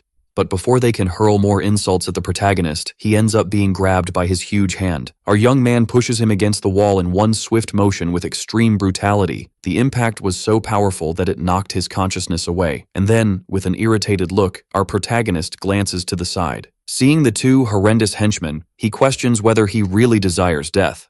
His ex thinks this is the time to intervene and manage to have the protagonist in her arms. But quickly, a girl with black hair passes in front of her. She ends up shouting for them to stop tormenting him. This is the board game colleague that the protagonist met, who then questions what is happening there. The beaten and crying boy lies, saying they wanted to be friends, but Lin Mo ended up pushing him and punched his nose. The young girl questions if this is really the truth, as there's no way to know if the boy is lying.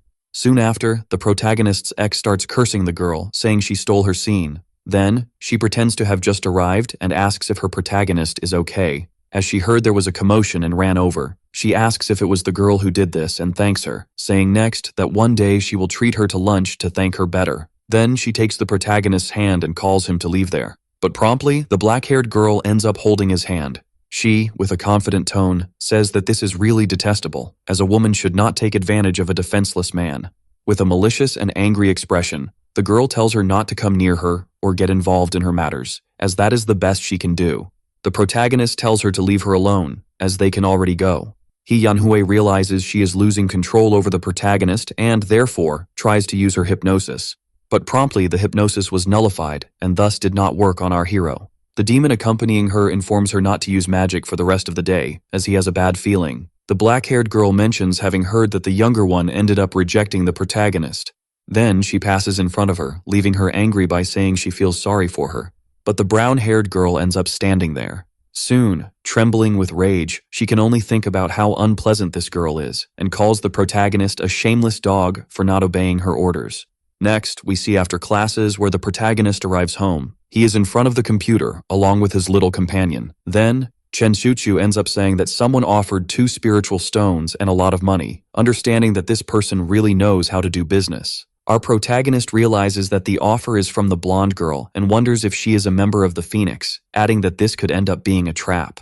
Lin Mo then says that his companion had told him that the Phoenix group was responsible for eliminating evil cultivators, so there's no reason for them to be there.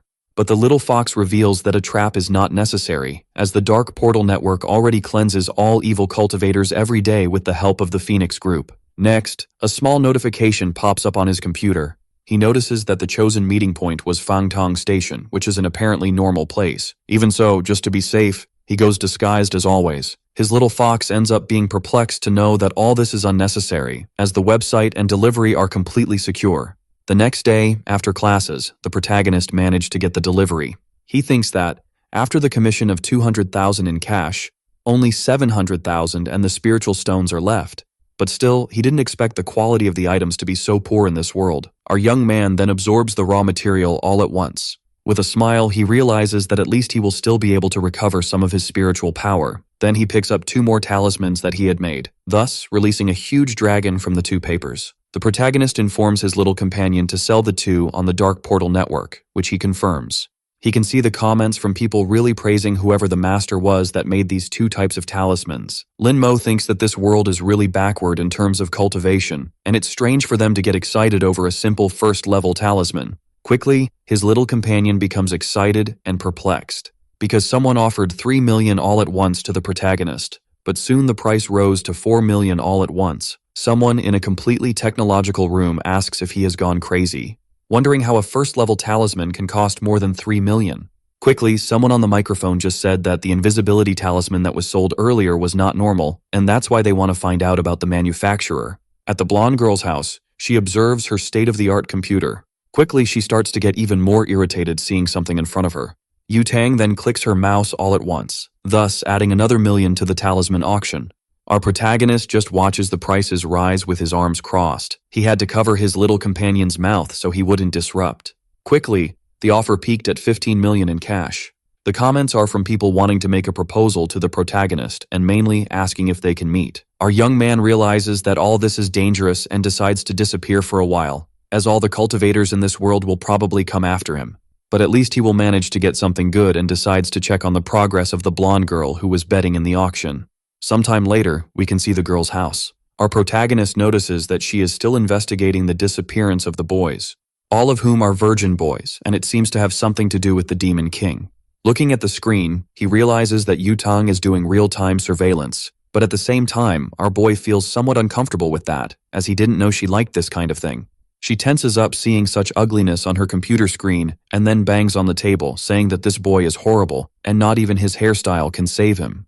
The horrendous one then decides to search the internet for something, looking for tips to look better in photos. This could even be something that makes him beautiful, and he still decides to look for eccentric filters. Other things are also considered, like plastic surgeries and facial harmonization, but there's something more, such as a flat stomach, long legs, and even love handle removal. Our dear Yu Tang does not wish to continue living with such atrocity that she is seeing on her screen. She ends up admitting that not even the fat guy is as unbearable as this disgusting one. Sometime later, we can see the school during lunchtime. Our protagonist notices that the blonde girl said something that has nothing to do with him, until suddenly, his attention is drawn by someone in front of him. Being this the girl with dark hair who questions if he doesn't want to play, and if Lin Mo doesn't wish to, then that's fine, since she doesn't want to win easily. Silence permeates as the protagonist observes the board game. Soon, he confirms that he is not feeling well, and therefore decides to leave. He admits that he doesn't want to acknowledge defeat, but the young man also doesn't want to take advantage of this situation in any way. Our protagonist then goes to the edge of the terrace, thus going up to get some fresh air, and ends up thinking that if he wants to gain the power of Yang, he will need to create a formation, and the most powerful ones are the evil ones. If only Lin Mo had a bit of tea, then perhaps it would be possible to do what he desires. The girl decides to warn him not to accidentally fall, to which he just smiles in response. Our protagonist then walks towards her, humming lightly. But Yan Hui, who was secretly observing all of this, ends up getting more irritated. Soon our hero is stopped just as he is leaving the terrace. This is by the girl with brown hair, who is extremely angry with him. Our young man promptly asks what is wrong with her, to which she tries to speak with a dark expression on her face. But Han Xinyi, who is in the company of the protagonist, ends up telling her to stop bothering him. Soon the younger girl with brown hair tells the companion not to dare touch her man, who belongs to her down to his nails and teeth. Yan Hui turns around and says that the girl just needs to wait, and then she will see her painful death. Lin Mo observes her departure while wondering in thought when he became hers.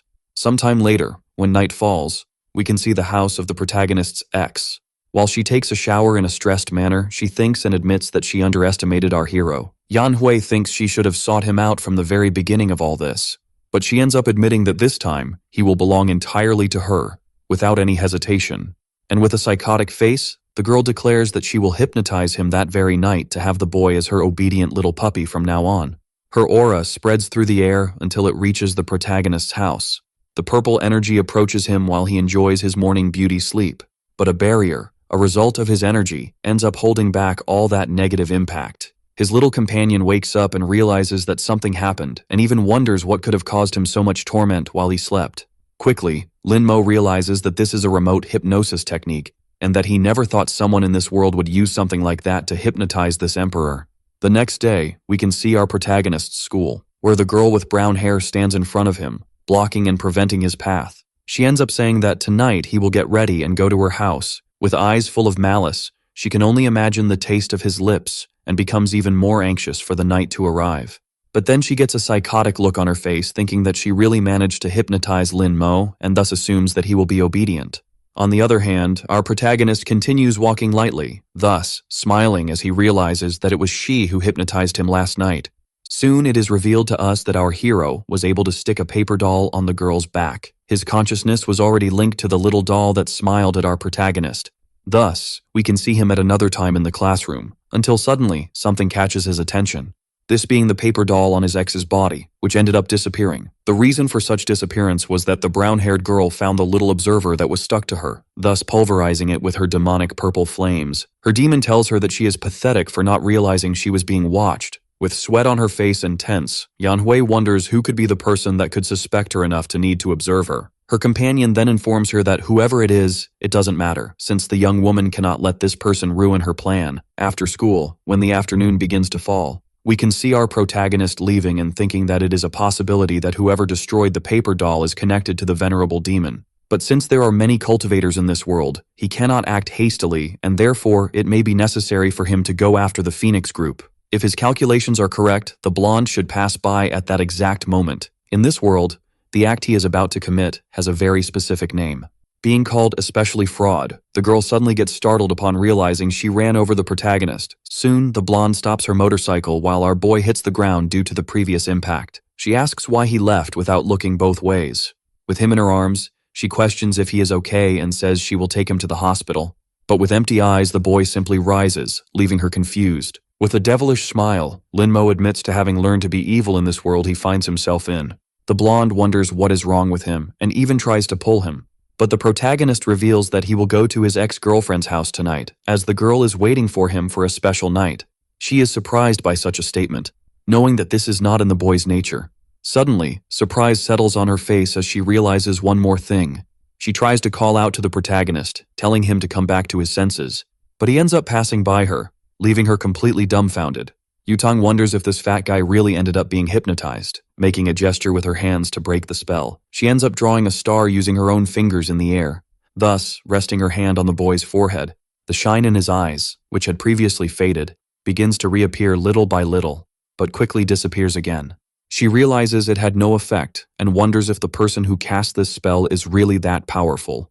Soon our beauty decides to use the Ghost Redemption Seal, applying a heavy and magical palm on our protagonist's forehead, thus making him return to his previous senses, which were clearly being feigned. With his hand on his face, he asks what is happening and why he is there. The blonde says she was going to ask him that and questions if, by any chance, Lin-Mo had ever met his ex-girlfriend. He admits he has, but asks what that matters since she is going to see her fiancé. Completely blushing, the girl ends up saying that the young man appeared in front of her and was run over by her motorcycle. So, for that reason, he must follow her to the hospital. Yutang wonders how our hero can say that after being run over, but admits he doesn't want to, and if she feels bad, then she can pay his medical expenses later. The girl ends up grabbing his collar, leaving him completely agonizing. Then, she rubs the paper in his face, saying she will give him a check at the bank, since she doesn't want to have to worry about a lawsuit from him in the future. She tells him to spend it on whatever he wants, but he must not use it against her in the future, or he will regret it. Our dear Lin-Mo wonders if writing a few thousand zeros will be enough to exchange for a few hundred spiritual storage units. The girl then speeds off, using her own motorcycle. Yutang ends up saying that she needs all the information about the protagonist's ex, as she is a suspect, which someone on her helmet communicator confirms. Thus, she arrives at the house of the girl who was our boy's suitor, removing her helmet gracefully. She ends up extending her hand, which has a special ring. Thus, releasing her magical sword all at once, she decides to make dozens of cuts on the doorknob to be able to open the door. The cuts were so perfect that the door itself fell, but not the doorknob, which remained stuck in the shape of the door. She ends up entering, seeing some family photos, appearing not to be of her family, but rather of two boys who seem to be her friends. She then reaches the room of the protagonist's ex, thus realizing that she is a total crazy person for having thousands of photos of the protagonist pinned to her wall, even ending up noticing several manuals of our protagonist and then decides to see what they are. Reading curiously, she ends up flipping through the pages slowly. Her face begins to turn red with such indecency in the pages. She admits that all of that is very perverted and then decides to put an end to it, until her communicator informs her that they have a new problem, saying that He Yanhui has suddenly and completely suspiciously disappeared. The girl can see that by the young woman's plans, it is very likely that she has something to do with the missing persons, and therefore must tell the team to put out a missing person notice.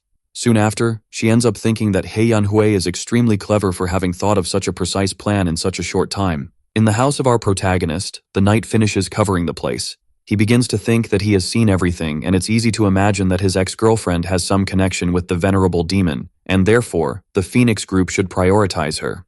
Until suddenly, a sound catches the attention of our dear protagonist. It is his cousin, who asks if he has seen the news recently. Promptly, our boy opens the door in a rather welcoming manner. And quickly, the boy with purple hair informs him that He Yanhui is being sought, but our protagonist states he knows nothing, as he will no longer approach her. Then, Lin ends the conversation with our boy when he is met with a strong slam of the door. The young man tells him to at least check the news that is happening right now. Our protagonist sees that He Yanhui from the Fengxiang Institute is suspected of a case of abuse against a young man and, therefore, is being sought throughout the country. Then, he thinks that the search team is really efficient, but still there is no information about the girl. The little fox thinks that this woman is truly cruel and extremely foolish for thinking of messing with her master. Lin Mo knows that if the venerable demon wants to absorb the yang power of a young man, he will end up forming a well-structured formation, mainly stemming from evil. Quickly, our young man crouches down and starts rummaging through a box. The little white fox wonders what her master is looking for until she sees him with a sparkle in his gestures, becoming even more confused upon realizing that what he picked up are just some seemingly normal wooden boards. Soon, our hero lets out a tired sigh, thus gathering all his energy at once into the two boards. They soon begin to disassemble and reform into a shape convenient for him, this being a kind of manual compass that can be used, made only of wood. The little fox is surprised that he made such an ancient Eastern compass in such a short time. Our boy thinks that with the venerable demon's ability, it will be impossible for the Phoenix group to find her, that is, unless they use this compass to locate the evil energy. Our young man begins to merge the two at once, this being a form of location like a radar. A huge explosion occurs and causes a surprise scream from the little fox. That light artifact from before has now become heavier in relation to the energy due to merging with a low-level stone. The fox is stunned by this unbelievable sight. Quickly, the spoon that serves as a needle to point the direction starts to move. Thus, the little servant of our hero realizes that his master is indeed powerful for making such a simple board work so well as a radar. Our protagonist then asks the little fox to hold it, which the little spirit confirms. He then questions his master what this compass does that is so special. Quickly, our protagonist explains that it serves to search for places where there is the highest concentration of yin energy in the city. Suddenly, something catches the attention of our young man, leaving him completely startled. He tells the little fox to hide, which she obeys with extreme precision. The boy observes the window calmly and in silence, until the blonde, with a funny expression, appears and leaves him slightly confused. She makes an excited and strange expression, thus making him feel completely uncomfortable. With the phone in hand, the young man promptly thinks of calling the police, to which she tells him to open the window and not do anything indecent. She apologizes for what she did, saying it was something necessary. Our protagonist promptly asks what she is doing in a place like that, to which the girl tells him not to say nonsense, and asks where the boy got hurt. Our hero promptly thinks that Yu Tang is suspecting him, but by huge luck he hasn't healed, so the wounds and scars are still on his body. He ends up showing his wound on his arm and also reveals there is another on his leg. Quickly, the girl lifts her pant leg in an indecent manner, revealing her slight wound. Completely dumbfounded and embarrassed, he asks what she is doing, but Yu Tang assumes she will just clean the wounds. Otherwise, she will be responsible for the scars that will remain if she doesn't do this. She thinks that this guy, who was once fat, really has the most beautiful legs she has ever seen. Your fox ends up shouting in thought that her master gave her an arm, and she went straight for his legs, so the girl is completely taking advantage of him. Our protagonist lowers his pants and says he never imagined someone like Yu Tang would come for such a trivial reason, But the girl reveals she has a question, which is about him being one of the last to see He Yanhui, and therefore she asks about what he was told. Our boy reveals he doesn't remember anything that happened after seeing her. The girl then crosses to the other side of the window and says that all of this was useless and therefore she will leave. But our boy wonders why she doesn't just go out the door. Soon after, Lin Mo, being completely cautious, ends up asking her to wait. He finishes by informing her that he can act as bait to help her, if she wants. Quickly, the girl ends up with her face red from embarrassment for having seen something apparently indecent. This being the completely defined chest of our boy that is on display due to his t-shirt. She ends up jumping from the balcony and says she will accept this offer, but our protagonist realizes she agreed a bit too quickly. The next day, the sun rises at school. Our protagonist promptly arrives in his classroom with extreme flamboyance. The girls approach him completely worried, as they heard that Yan Hui is an abuser, and therefore they are concerned about what she might have done to him. Our protagonist, being completely cold, reveals he is fine and wishes for the two of them to get out of his way. Suddenly, a girl arrives and tells everyone to go see, as a very handsome guy has just been transferred to their class. All the girls quickly move, heading towards the location to learn more about this new person. The girls near the new boy with green hair ask for his name. Quickly, he introduces himself as Shen Letian, and since they know each other and are in the same class, they can call him Lele. Suddenly, some blonde hair catches his attention unexpectedly. The girls convince him to go with them to somewhere at the main entrance, which he promptly agrees to. The young man, with ulterior motives, reveals that he transferred to this school to investigate the case of He Yanhui, but still did not expect to find a beauty like this. But suddenly he is impressed to see that she has her foot in the door. She then delivers a powerful kick that ends up ripping the door off its hinges. Right after, shouting for her companion not to go outside the school, as he shouldn't leave before her. The green-haired boy is completely confused by this advance and starts calculating the possibilities of her being a complete crazy person because of her beauty. After school, the sun begins to set at the school. Our protagonist leaves the place still maintaining his flamboyance, as always. The blonde was waiting for him outside and tells Lin Mo to follow her. Both start walking down the school corridor, which becomes completely silent. We can see that he was taken to the infirmary, so they could be alone together. He ends up saying that he is already healed, and if she touches his leg again, then he will have to retaliate and immobilize her until the police arrive. But the girl reveals she doesn't care about that, and then asks our hero to look at a document. She ends up revealing that she has a police relative, and he found a diary on how to take care of our protagonist at He Yanhui's house, which is a clear lie. Even though the boy has read this before, he is still surprised to see certain details of somewhat questionable fetishes on the pages. The girl, blushing, says that her plan seems to have a certain detail about observing men and taking them to her house, and apparently Lin Mo was one of those men. But the protagonist reveals he never thought she would be a pervert and should have discovered this earlier, as he could have prepared in case something like that happened. The blonde then says they searched for her all over the country, but still found not a single trace of her, not even in her favorite places. Our protagonist then takes off his glasses and reveals that he remembers He Yanhui always liked scary places since she was a child. So, probably she must have hidden in one of those places. As for why no one found her, it's because she must have used some kind of makeup. He says all this while maintaining an extremely cool pose, to which the girl reveals that our hero doesn't need to be a school detective. Yutong realizes that all of this makes sense, as she must have used some kind of disguise to hide. She notices that He Yanhui really likes dark places and, therefore, must have taken many young boys to practice her evil arts with the bodies of those defenseless kids. The girl then says that this is all she has to talk about for today, and therefore, our hero needs to leave at this very moment. He ends up giving a devilish smile at all of this. Soon we can see his house, where he appears completely defenseless. He has already given her the clues, and next time, Zhao Yutang will go to the darknet to buy a magical weapon to help find the yin energy. The boy then calls for his little apprentice, who quickly appears. Our protagonist ends up asking him to put that up for auction on the dark door, that is, the compass he made extremely quickly. Promptly the fox understands and begins to type on the keyboard with extreme speed. He decides to set the starting price at 10,000 in cash, and then publishes it. Next, he reveals to his master that he has already put it up for auction, and it's just a matter of time to see the results. Chen Xiushu notices that the price is rising abnormally, as if it were an item extremely coveted by everyone. Quickly, the 10,000 in cash turns into 5 million in a surreal speed. At the same time, we can see Zhao Yutang's house, our blonde. She notices that the price has already reached 5 million in the blink of an eye and is still rising non-stop. With a sly smile on her face, she reveals that these people really like to flaunt money, and then says that they have no money compared to her. Our protagonist, through his observation role, sees that Zhao Yutang is indeed bidding with extreme eagerness. What appears most is that she will manage to get the item, and, thus, will be able to track down our dear protagonist's ex.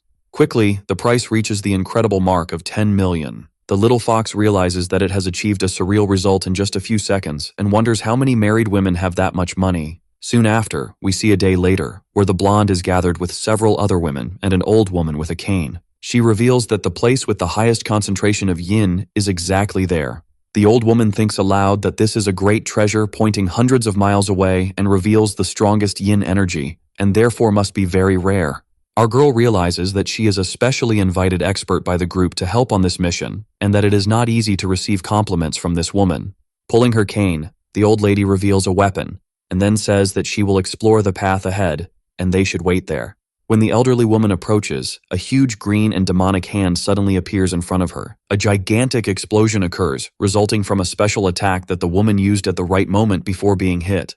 Our protagonist, watching everything with his paper doll, can only feel tense about this situation. He recalls that there was no way to break the formation and that this could be some modern weapon she pulled from the ring. He realizes it is something unprecedented in this world and then assumes it is something incredible he never imagined. Suddenly, his wall breaks due to an extremely muscular woman who just arrived while carrying our boy's cousin. Our young man is surprised by this, as he sees that the girl is emanating a strange green and evil aura. The little fox calls for her master and says that this woman also ended up breaking the protagonist's cousin. Linmo says he knows this well and therefore asks the little fox not to move, as he has already thought about it and that there are things that cannot be done. Apparently, He Yanhui has hypnotized them to want to kidnap him. But since the Phoenix group is still fighting, it is unlikely that his ex will make an effort to come personally there. As the fist comes toward him, he keeps in mind that there might be a deeper meaning to all of this. This being the possibility of a trap set by Yanhui to capture the Phoenix while kidnapping him. All he has to do is simply wait for Yanhui to regret it, and fortunately, he managed to use his aura to protect his body and stay awake. The woman ends up taking both cousins to a white van that is outside, waiting for them suspiciously. She abruptly and violently throws the two, who have bags over their heads, into the car. Quickly, she leaves the location and drives through the streets without a care in the world. Soon, the one who was driving arrives at an abandoned factory, where the protagonist's ex is likely hiding. The woman then removes the bag from our hero's head. In a sadistic manner, she is impressed that it is him who is there, clearly being a facade. She asks if he is surprised to see her again in this place. With a devilish smile, Linmo admits that he is indeed surprised by all of this, thus insulting her. She becomes extremely stressed due to the arrogant tone that is laden in our boy's sentences. Throwing the boy against the wall, she can only assume that he has a big mouth and is bold to speak to her that way. Linmo advises her not to get close to him. Unbuttoning her shirt, she says that he is still pretending to be arrogant and wonders if it was Zhao Yutang or Han Xinyi who took his virginity. Her demon informs her that the blonde has broken the formation and is quickly coming to this place, so it's better for He Yanhui to hurry up and get the job done. With a devilish smile, along with a wicked expression, she says it's true, since the Emperor is waiting for his next special move. She assumes that the protagonist should stay there and wait, as she will return after testing the Emperor. Our boy becomes tense at the possibility of the demonic sword or the venerable demon communicating internally with the girl. In a dark cell where water can drip, we see some time later, where the protagonist's cousin is sleeping soundly, even in a situation like this, until he wakes up desperately and begs not to be killed or abused. Looking around, he asks to be spared from this cruel fate and, above all, wonders where he is. In another place, we can see the crater made by the old woman who broke the formation. They all gather to see this enormous location. The blonde realizes that He Yanhui was indeed clever enough to use this formation to turn this place into one with an extreme amount of yin. Now they must head in the next direction that the compass is pointing to in order to arrive in time, as the people in the area may be dead. A green demon appears and, laughing, asks where the women think they are going. Suddenly, a huge explosion occurs, throwing everyone back. Laughing wickedly, this flame demon claims that everyone there will die without further demands. We can then see the forest where the demon was summoned. A deer that was calmly eating the grass in that lively place suddenly notices something. This action briefly startles it. It is a gigantic explosion of green energy that breaks the ground. Smoke begins to spread along with that colossal and extremely frightening aura. The demon, summoning several blades, asserts that none of them will escape his wrath. His attacks are directed at the blonde, while he shouts for her to go to hell at once, amidst laughter. When these attacks were close, the old woman protected the girl before she could be hit. The elder claims she will handle the demon while the others escort Miss Zhao away, as her importance is too high to let her die at the hands of the ghost. The hot-headed spirit asks if she really plans to defeat him alone. Reaffirming that no one will leave there alive, he forms several seals with his many arms. He shouts, threatening to bury everyone there that very day, and thus forms a formation. Now in the form of a seal, it falls towards the location where the group is. The old woman quickly realizes that this is the formation of the soul devourer. She then shouts for everyone to use their auras to protect their bodies. One of the women doesn't have enough time and, therefore, begins to feel her body burning and agonizes. Her screams are heard as her life drains away along with her skin and flesh. The blonde is shocked and frightened by the wicked scene that just unfolded before her. Thus, she takes out a special bow from her storage ring, along with an arrow made entirely of energy. Drawing the weapon's string, she can only say that this is a unique case, and therefore she will need to use ranged attacks. She informs that she will focus on attacking the ghost's face to manage to escape from there. Her aura arrow begins to magically alter its trajectory, thus hitting the demonic face with enormous mastery, along with a great explosion. Even so, that demon informs that this is nothing compared to its immense power. The old woman says that her vital and magical energy is greatly weakened due to the formation, and therefore, they will not be able to cause any damage to it. Soon the spirit begins to inflate its mouth with something, this being a thick and completely dense smoke. Zhao Yutang realizes that the spirit is causing the corpses to resurrect. Thus, her former companion began to move in a zombified and strange manner. But, with extreme agility, the corpse was able to lunge at her all at once. With quick thinking, the blonde pulls something from her storage ring, this being a sword used to cut the zombified woman in half. The old woman then assumes she will control the poisoned gas, and therefore, the girl must take care of the blood puppets as soon as she can, thus revealing that there is no salvation for any of her companions. But, in the blonde's vision, she can see the remorse and part of the face of those she once called friends. Still, with a quick slash of her sword, she was able to finish off the monster. But, with the other adversary there, she decides to perform a maneuver in the air to finish it off. But unexpectedly, Yutang heard that dead body calling her name, thus, hesitating to attack her former friend who seemed to have regained consciousness. But it was all in her head, as the monster still attacked her and tore a part of her abdomen with a single strike. Our blonde could only cough blood and regain consciousness due to this damage. And thus she gripped her weapon with more eagerness and veracity, soon after, making an X-shaped cut to finish the fight. Still, her injury is very severe. With blood dripping from her mouth and abdomen, she can only fall to the ground. Her weapon disintegrates in the wind along with the rain as she chokes on her own blood. She admits it was unexpected and wonders if this was really about blood puppets. Yutang, in thought, wonders if the old woman survived with her, and says that if she had known about this danger, she wouldn't have brought so many people. The two hypnotized individuals who arrived at the scene watch her as one of them pulls out a knife. The elder tries to scream the blonde's name. Soon the spirit attacks her and asks how she dares to be distracted. And behind the barrier, the demon says it wants to see how long the woman's turtle shell will last. The blonde on the ground admits it is her fault, as the old woman was also dragged into this because of her. Then the knife flies towards her quickly, ready to end her life. All we can hear is her cursing herself as blood spreads through the air. But unexpectedly the knife did not hit her, but rather the ground beside her, for the head of the one who attacked her was ripped off in one go. A girl informs that she felt the blonde's vitality draining very quickly and thus ran over. This is Zhao Hongling, leader of the Phoenix Group, who states that it is too early for Yutang to die. She recognizes her while the man beside her stares at the girl, apparently younger, but we are surprised by the head of the young man flying, just as the blonde calls her grandma. The elder is startled seeing what just happened, for the famous Miss Hongling is present at the scene. The demon laughs as it realizes that this little girl is the mere help that came to reinforce the women. Then the spirit, feeling offended, says that she is a mere mortal and therefore will not be able to fight against this fragment of a sword. It informs that even if the emperor came here, he would have no chance at all. Quickly, the mouth of that insolent spirit was silenced by the attack of the old woman with a childlike appearance. Thus she ends up undoing the formation made earlier by the ghostly face. The blonde realizes that just one strike was enough and admits that her grandmother is truly an amazing person. Soon, the young-looking one informs that her granddaughter was injured, and if she had attacked from the beginning, she wouldn't have been hurt as she was. Thus, she extends a medicine and tells her to drink it quickly. The girl obeys, and then asks her grandmother if her missing friend can be found by her. Soon, she informs that her target is the protagonist, and therefore, he must be saved. The elder states that she knows all this, and thus she does not need to worry and should focus on her rest. Our girl gets confused about the issue of resting until her vision starts to blur. When the girl falls asleep, the youngest calls for the old woman, who promptly responds. The old woman ends up questioning where the companion her granddaughter mentioned earlier is. Soon the elder replies that, according to her guesses and Yu Tang's, he should be in a very abundant and extreme amount of yin. The old woman, with her sword in hand, informs that there is no need for further explanations. She then states that she can still find the place with the highest amount of yin.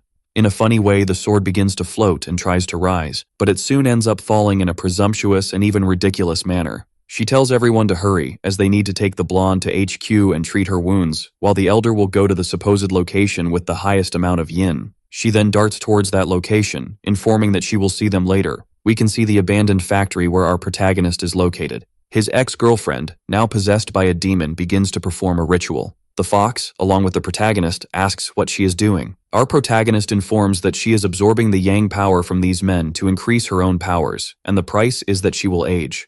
Suddenly something catches her attention, which is a huge amount of energy. She then questions who is bothering her at this very moment.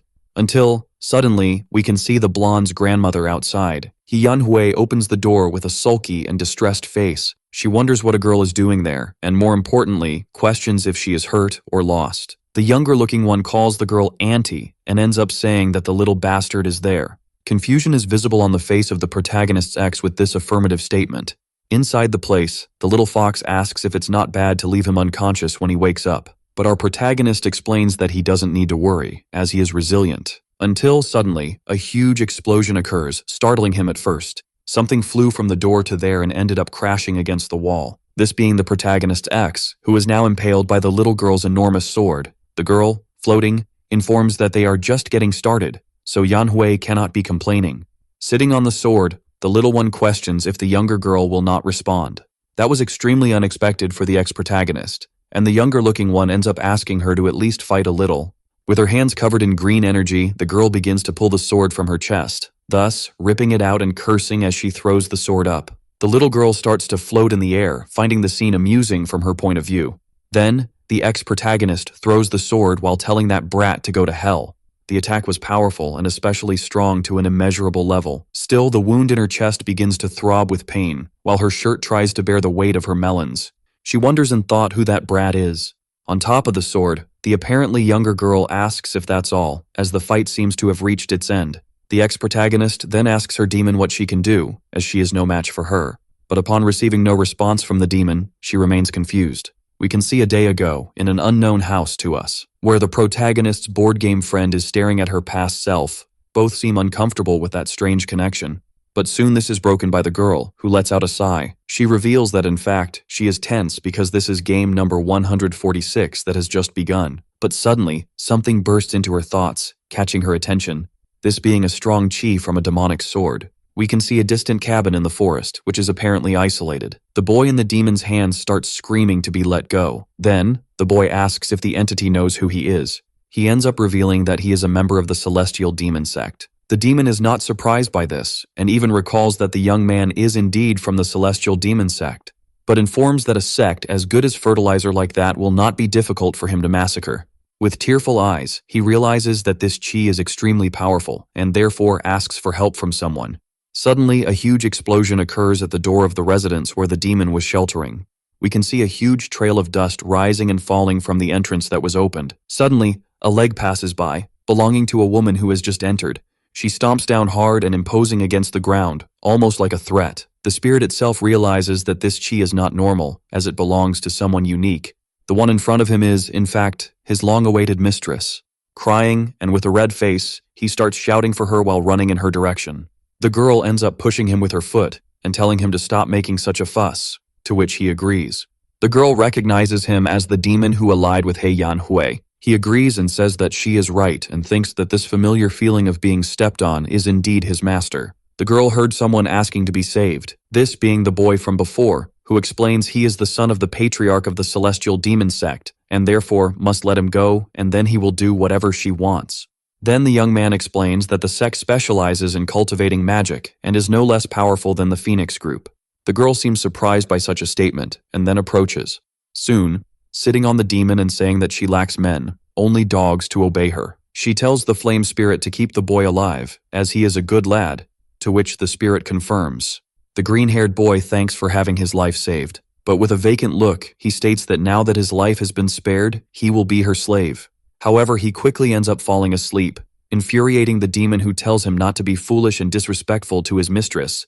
Soon, the spirit decides to explain his plan, which is to take He Yanhui as his host to regain his strength. Currently, he is hiding in an abandoned factory and, at the current pace, the demon estimates he can regain his strength in less than 10 days. The girl then asks if He Yanhui is completely under his control, to which he affirms that she is a lustful woman and therefore easily manipulable. Our young lady states that this is not one of the best plans, but it will still work, and anyway, she has to go after a certain someone named Lin Mo. In the end, Han Xinyi reveals she has a game that is not over yet and, therefore, cannot allow anything to happen to her other challenger, to which the demon confirms. The spirit then says it's better for his mistress to come get the fragments as soon as possible, since the matter is getting much bigger and worse by the second. But the girl asserts that there is no need to rush, as the Emperor has also come to this world, leaving the demon completely perplexed. The young woman reveals that the memories between the fragments of the demon sword do not communicate with each other, but some time ago she managed to feel a breath from one fragment. But when she was about to arrive, the key of the sword was completely dissipated by a stronger key that she had only seen in the Emperor in 1,000 years. The demon thinks he should use He Yanhui merely as bait to attract the Emperor, then tells her to go and kill that brat. She wonders how she can be capable of killing that girl, as she has never been in a major battle since she was a child and knows nothing of martial arts. Soon, the apparently younger girl decides to use her secret sword technique, and the protagonist's ex claims she doesn't even know how to fight or how to enter combat, and thus the demon assumes the other is useless and will take control of the body. Then, her pupils dilate in a different shape while she says that this is all special. Since the old woman is a waste, he cannot let her live another second. Amidst macabre laughter, the spirit begins to advance with the girl's body towards the apparently younger one, until suddenly a sword flies into his back while he maintains a bizarre smile. Quickly, the spirit manages to deflect the sword with a sidekick, thus laughing and taking that weapon as his to use as he pleases. Throwing the blade, he asks if Grandma likes to play with flying swords. Soon after, he ends up launching the second sword while saying he will return it to her since she enjoys such silly games. The little lady manages to protect herself using a purple spiritual barrier, deflecting the attacks in another direction. The demon ends up invoking an artifact and says he will give her a second little gift, being this a gigantic viper advancing towards the little grandma all at once. The girl seems impressed that it is a long-lost secret technique, but unfortunately the power is much less than what is written in the book. Then the snake prepares a deadly attack, but the girl says that since Yanhui is angry, it will soon be much easier to get rid of her. With the sword in hand, she says that if she weren't always crying, then she would be ashamed to kill her in one go. Due to her immense weakness, the snake ends up biting and receiving a direct cut to its mouth. It ends up being split by the gigantic blow from the girl who threw her head up. Suddenly, that enormous energy that was launched from the serpent's mouth flew towards the skies. Its form began to dissolve because its technique had been completely defeated. In the sky of the place, we can see someone observing the whole scene, this being the board game companion of our protagonist who watches all of that in her demonic form. We can see the face of the protagonist's ex deforming as the spirit leaves her body and mind. The purple energy completely leaving her body ends up gathering in a single point, thus forming a fragment of the previously lost sword of the demonic girl. Soon, the old woman, apparently younger, says that she finally decided to abandon her host to stop being useless. She had never thought it would be a sword, much less a simple broken sword, and for that reason, she feels somewhat disappointed, until a fear takes over, and this is due to the sword feeling offended by being called broken. Soon, the protagonist's companion says that she is very shameless for hitting a dog when the owner is not around, and therefore, she should be more careful. The girl, completely sweaty from tension, recognizes this chi as that of a high-level underworld demon. Then her breath starts to falter and catch in her throat as she feels such pressure. Turning her face slowly, she observes this frightening scene. Her breath cannot return, and she feels suffocated by this tide of power difference. Staring at the girl above her, the grandma can only tremble as she sees the terrifying scene. The horned girl says that she is really shameless for staring at her so boldly. Suddenly, with her high speed, the demoness disappears from above the old woman. With the sword in hand, she ends up saying that she is not surprised it was so hard to find since her chi was being suppressed by the apparently older girl. She tries to use her purple energy to avoid the attack and defeat that demonic girl, thus using the 8th level Taoist sealing technique, causing pink ribbons to begin covering the girl's face and body. But among those ribbons, it was possible to see a clear look of threat from someone who is extremely superior to that technique. When the spell was completing, the ribbons began to change to a deep orange hue. Thus, the nails anchored to the ground, finishing the invocation of her sealing technique. The grandma ends up using the power of this body that belongs to her to borrow the 10,000 talismans from the 8 directions, soon suppressing the evil of the 10,000 talismans to also seal the demon. Even so, a pink energy began to emanate from that enormous sealing. Still tense, she uses 4 celestial flames to enhance the effectiveness of the spell, thus invoking the red lotus seal from the sky of evil to assist in all of this. Then, completely enclosing the girl and sealing her, she begins to recite a greater vow, where she will use the law of equality to make all demons tremble and hide. Thus, she decides to combine the techniques to perform her final spell. The Buddha made of energy closes its hands in prayer as its tears fall. Suddenly a crack suddenly appears. Thus, the enormous statue that has just emerged begins to break deeply due to the power of the one who was sealed. This was not the result she expected. It simply should not be possible. A strong red light begins to radiate from the figure. She heard that Hongling is the strongest fighter and that no one can surpass her, but she is not impressed with the strength of the one said to be the strongest. It's time to end this brat's fun. Even apprehensive, she says that things are still not over. Already by her side, the strange woman is next to her, curious to know what has not ended yet. At that moment, the girl realized she was in serious trouble, as her belly had been sliced without her noticing. The demon woman says that when she says it's over, it really is over. Then she continues on her path, while the poor, economically disadvantaged redhead falls to the ground. She laments to her master because the body she has now is very weak, and even with total control over it, she would be unable to use a fraction of her strength. Sweating cold due to bleeding, the modestly tall girl struggles to reach something. She needs to retrieve her blade to try to do something. After all this time, she must have certainly realized. Only that even with her there, it still hasn't appeared. The well-endowed friend looks back, seeing the blade approaching her. But this does not impress her. She simply prepared to deflect it with her own weapon. That metal seemed like butter compared to the blade she possessed. What she really wanted was to use Yu Tang to know what this one intended to do. But it's a pity that she is useless. Not to mention that she can't even serve as a test. This makes her sigh a bit frustrated with the ease of her challenge. In the silence, she shouts loudly for the immortal emperor. Surely he had seen enough and could appear and come out from where he was hiding. Provoking him, she said he must be like the men of this world and has become a great coward. The strongest man is mediocre, unable to rule the world with such little power. For if that's the case, it's simply disgusting, starting with that citizen of modest height. She shouts once more so that all those hiding can hear. If she is not stopped now, she will take everyone with one-way first-class tickets to find out if there is life after death. If they want to do something, they better hurry, because she will count to 3. One of the girls covers her mouth to say nothing. The boy is inside the cage, doing nothing. The demonic girl begins her countdown. A drip falls on his head. He appears oblivious to the situation, until suddenly he decides to pay attention to life. 2 seconds of the countdown had already passed. Then a desperate voice screams, begging not to be sent to the world of longing. Lying on the ground, the little one is agonizing. The one with silver hair continues to hold her mouth. Meanwhile, the demon woman was quite pleased with this manifestation. But since nothing was done, the countdown ends, and a great pillar of energy rises, reaching the sky. That place had become the epicenter of a powerful manifestation of energy. Before it, a powerful whirlwind had formed. Its light is so strong that one must cover their eyes to avoid being blinded. Finally, the one she had been waiting for had appeared in the place. This made her happy, as she was sure the immortal emperor had not died and was alive. Far from there, someone wonders what had happened to the sky. Looking at the camera, he says that a pillar of light formed at the abandoned factory. Even though it was a cold day, it is very warm around the light, enough to drive away the rain. Anxious about what is happening, he took the phone from the hands of the one recording. He showed that the light had pushed away the lights in the sky. It could be the lightning coming from a satellite. Then, he saw something coming out of the clouds. Someone was watching that live stream. She was upset because the transmission signal dropped as soon as the lightning appeared. Inside the house, someone asked if she has done her homework, as she spends all day in front of her phone, and she says she has done the assignments. Hongxi, where the lightning appeared, is far from there, and it is where Lin Mo currently lives. First searching for Yan Hui, and now this pillar of light.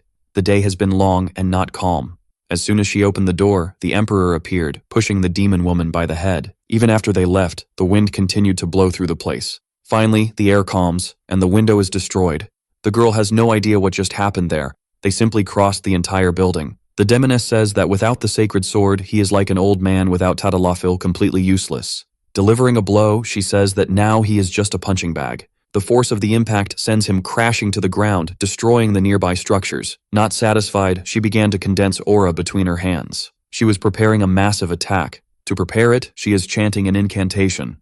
That dark power pierces the sky like a sword, until a peculiar shape begins to emerge above. Among the clouds, they resemble a huge pair of eyes, which reveals itself as a massive creature, similar to a gigantic snake. Opening its massive jaw, it releases a beam of energy towards the immortal emperor. Above, she is incredulous that he was unable to dodge this attack, but soon she realizes that things did not go as planned. He is unscathed. The girl did not expect him to have such a strong protective seal. It's not fair.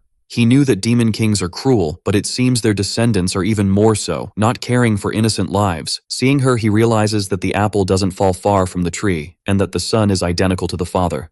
This made her furious, as someone like him has no right to meddle in her family's affairs. The serpent launches a massive attack towards the city. She doesn't care about the civilians and says they can live as long as the emperor dies. The serpent closes its mouth, gathering more energy. This time, it strikes the ground with a continuous beam, launching it straight through the city. Wherever the beam passed, the destruction is total, and the flames burn relentlessly. From above, the Demon King contemplates what she has done. She is pleased, as his defense has now cracked, and she waits to see what the Emperor is capable of. Two of his fingers begin to accumulate energy. He moves them delicately, to her surprise. This movement is not strange, and she recognizes it. It is a sword technique. As soon as she realizes the serpent has already been hit, then, looking at the creature, she notices that the damage has been severe. Finally, after some time, the Emperor has a sword in hand. Now it is with him. That is a good embryo, and it was certainly worth the wait. In light of this, she realizes he had placed a sticker on the sword when she wasn't looking, in addition to making her reveal her weakness. But his plan would only work if he could use the trash in his hands. Making a circle with the sword, he prepares a technique, until he brings down his sword, executing a cut. It is a secret technique, the refinement of divine fire. This pleased her, as he always has something new to show. An intense clash between the two energies occurs. The two begin to collide with extreme speed through the sky, until, reacting quickly, the Demon King catches him off guard. After several attacks, she manages to execute a cut on him. Even so, he smiles as he has finally arrived, just didn't expect it to be slower than the sword. Then the figure representing him disappears, and rays of light emanate from him. Seeing that the figure was burned, she realizes it was a clone, but doesn't know what that was that passed through him.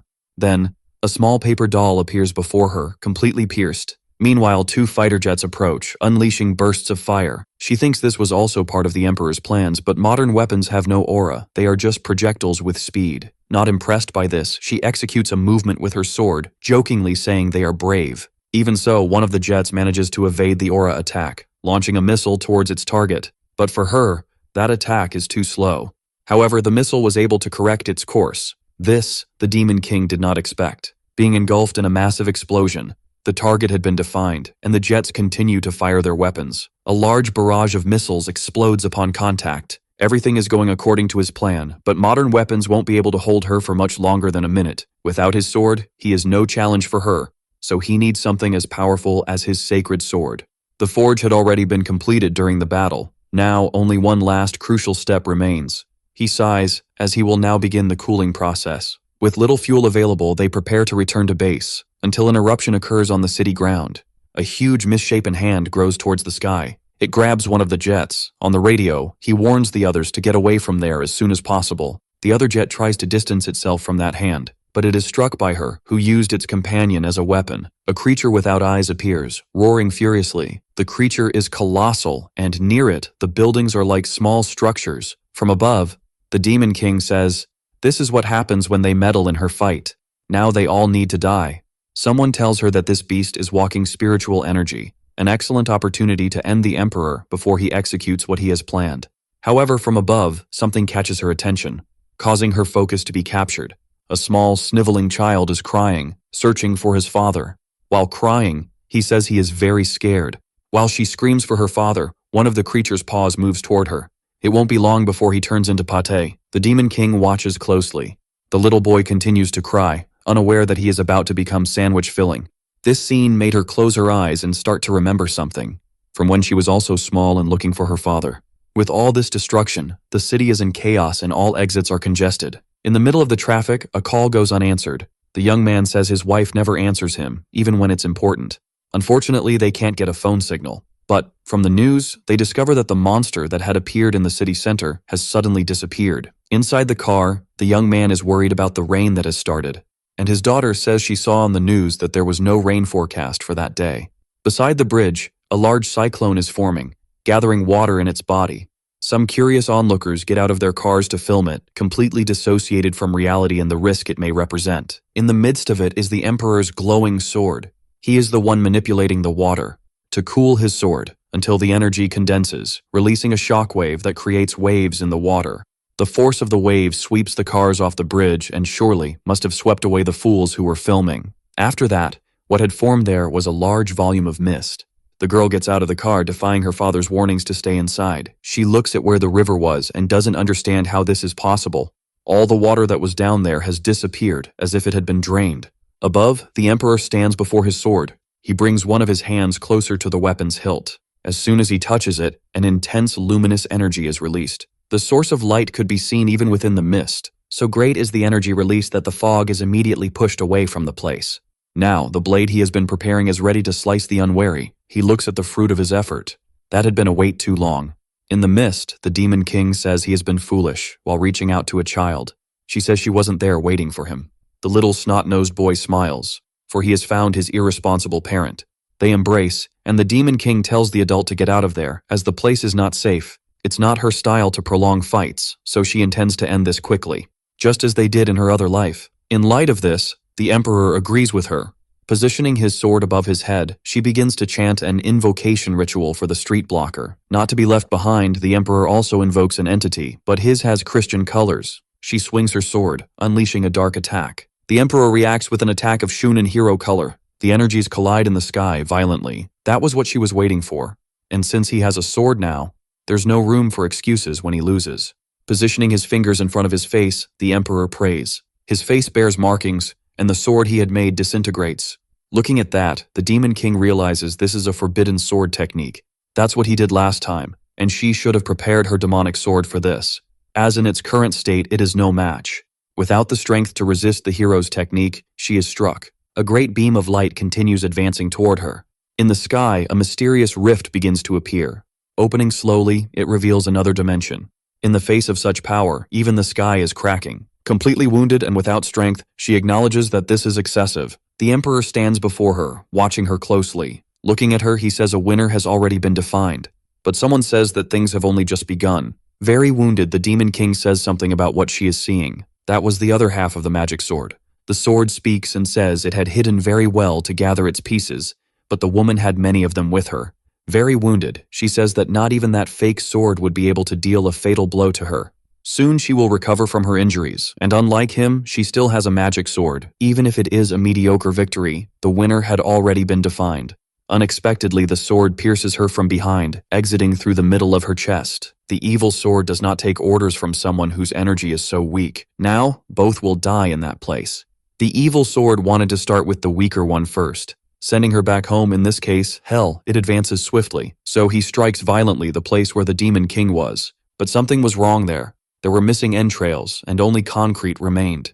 In a mocking manner, he said that the Emperor played the hero and saved the damsel in distress, but he is just a bovine.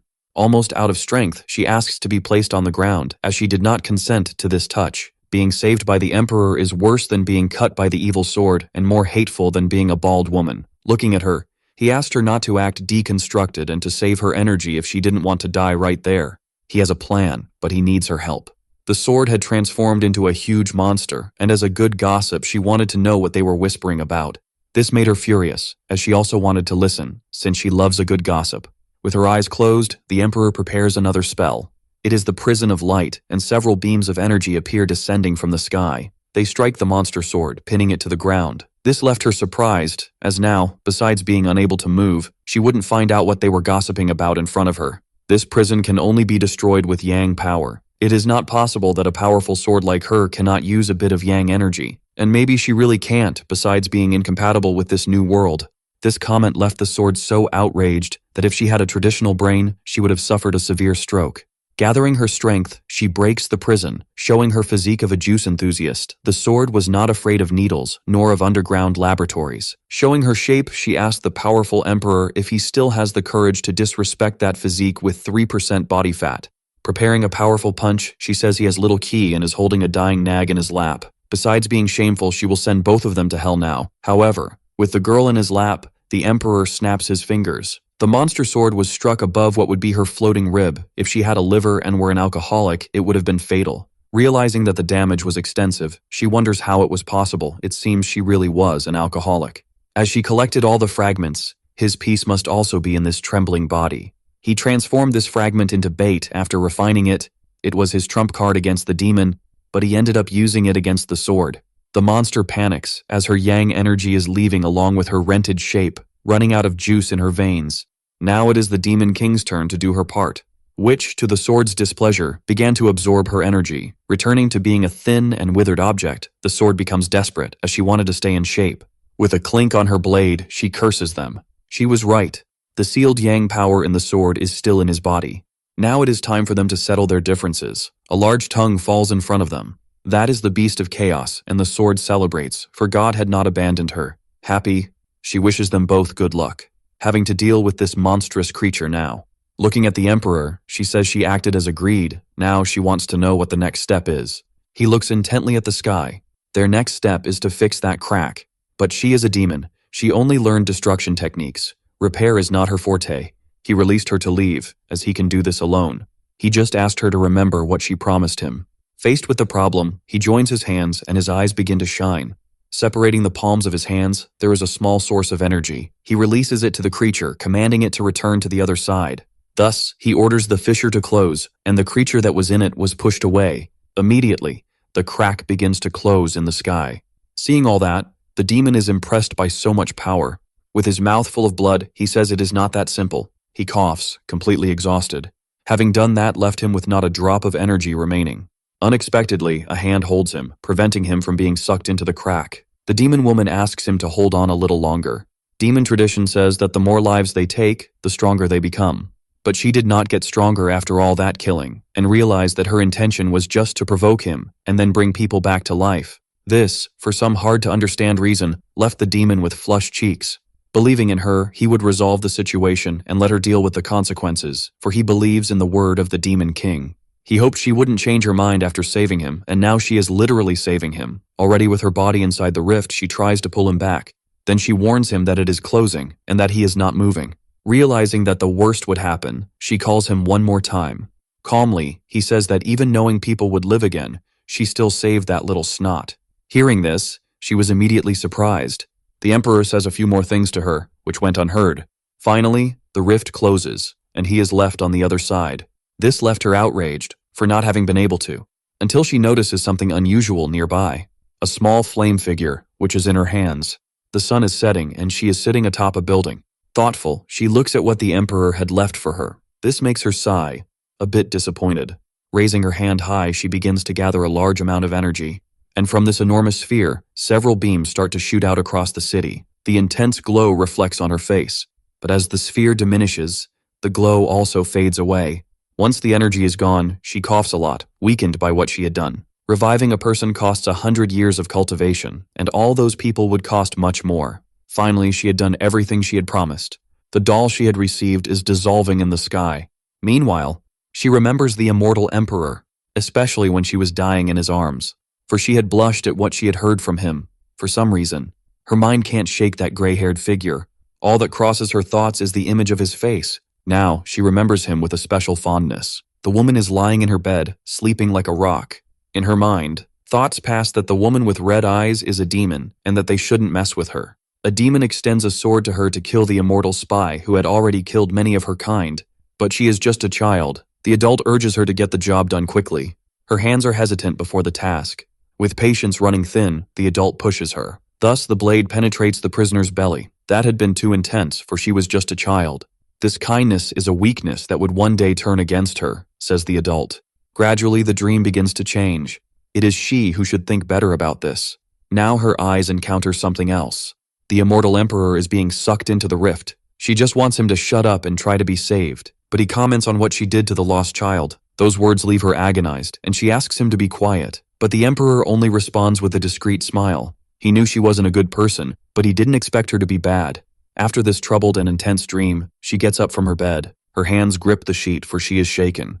At a large table, a small shadow woman recounts what happened last week. The two fought and destroyed half the city, and a clash of swords even cut through the sky. At the end of it all, an unknown force brought back everyone who had died, but they can't expect that to happen again. One person says they should sit and wait for death if they are to trust these clowns. She wants to know what else they can do besides nothing. She is Yang Tianyu.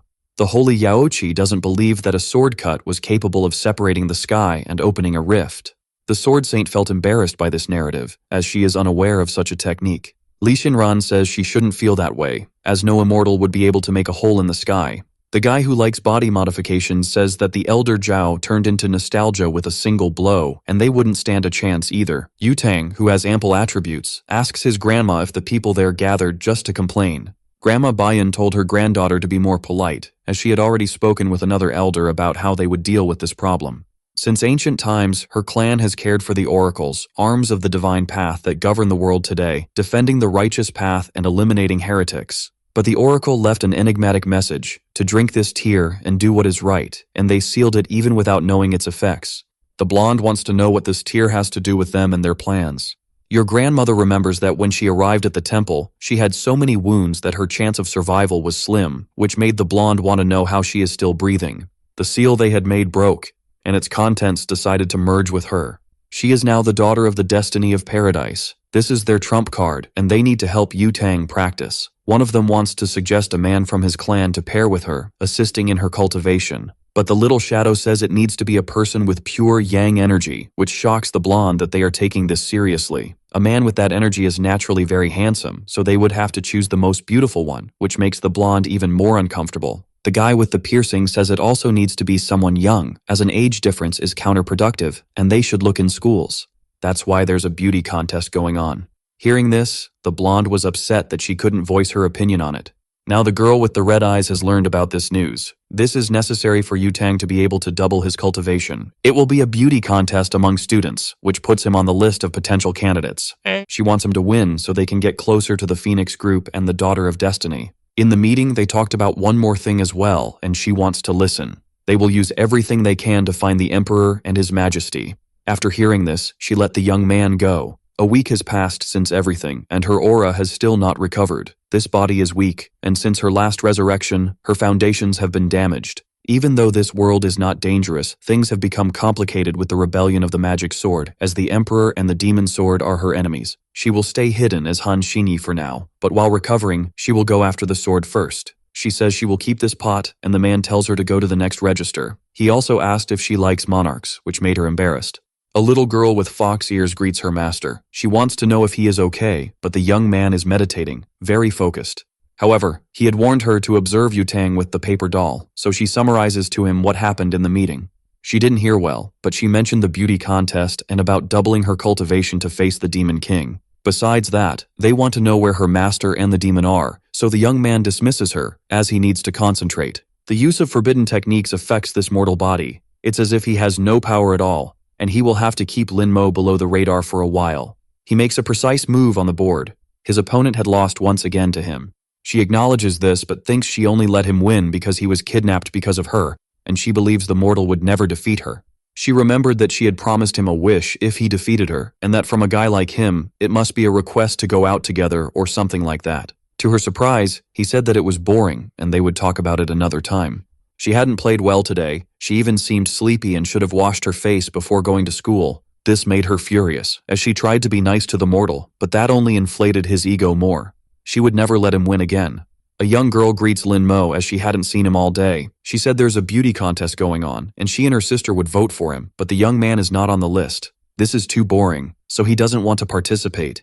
It's impossible for a vain person to find such a contest boring, so she thought that he was actually playing hard to get. Therefore, she would be the one to sign him up for the contest. It seems that holding such a contest in schools was too easy. So far, the first place is held by a smelly nerd with a visual impairment. She refuses to marry that clown, until she came across Lin Mo among them. In front of her cell phone, the girl calls her friends to see this. It's a video of Shen playing guitar. The young man's charisma made them feel a little moist, in the mouth, of course. But she says they are animals who are devouring Lin Mo with their eyes. Wisely, one of them says that the same one who criticizes had liked and saved that video. Not to mention that she even downloaded it to watch later, alone, in the dark, which is very suspicious. Trying to defend herself, she says they are classmates and that it's just sympathy on her part. Ready to set the cabaret on fire, the colleague says she knows the girl desperately wants to sleep with Lin Mo in the same bed. She responds by shouting that she would love to do that, because he is handsome, fit, and well endowed, and if she's being honest, it shouldn't be a problem. Far away, two envious ones call her superficial, but in reality, they wanted to be the targets of that attention. He swore he would win the contest and spends 8 hours a day taking care of his photos. Lin Mo had already surpassed him, and in first place is a childish comedian who looks like a pet shop animal. He says he will work even harder, but his friend brings him back to reality, saying he doesn't have many chances. Someone says the great Shen Lidian is there. The androgynous and effeminate boy with a visual genetic deficit walks through the halls being hit on. Then he says he's done for today, because now he wants to talk to Yu Tang alone. She thinks he probably doesn't even know the true reason for the contest, but she's curious to know what he has to say. In a different voice, he says he hopes to continue being supported by them, but Yu Tang noticed this change. The boy approaches with some cookies he made for her, but his voice changed when he asked her to try one. But she refuses to eat something that Clown made, because he looks like someone who doesn't wash his hands. She leaves calling him disgusting, but she realized that the effect on her voice produced by the divine demon doesn't affect her. Maybe this is because she is the daughter of destiny. Yu Tang is definitely irritated, as she feels disgusted by the guy with glasses. She knows he is a cultivator who uses this ability to succeed with girls, and she doesn't want to join him. But he is already on her grandmother's list, so she might not be able to tell her who he really is. While sitting at the table, her friend says that Lin Mo has appeared. It's too rare to see him alone. Shen has been attracting all the girls lately, and Yu Tang had forgotten he is in second place. The colleague says she should go talk to him, which made her completely blush. So great is the embarrassment that she didn't even think of it as a possibility, because they are just friends, and nothing more than that. However, she didn't finish the sentence. Her mouth refused to say they are just friends. She remembered when he playfully punched her in the spleen. Indeed, they are just a couple of friends. But that's not what her memories tell her. Soon she remembered his shirt open, revealing a modestly toned chest. Her colleague says she didn't hear her right and wants to know if they are just classmates. However, saying that with a nosebleed is not very reliable. Given what she felt when thinking about that boy, she hurried out of the cafeteria. Yu Tang walks down the hallway, completely immersed in her conflicting feelings. Some boys intend to talk to her. Her goal is to take better photos of him, because without that, it will be hard to beat Shen with her vocal skills. She has the best photographers in the city at her disposal, and Lin Mo would certainly not refuse the invitation. But as soon as she offered the proposal to him, he immediately declined, and he even said that if she is so idle, she should look for a part-time job. Not to mention that she is just bothering him. She should go find someone else to do that. And there is an even more important reason. He thinks to himself that he is not feeling well and needs to spend all his free time cultivating.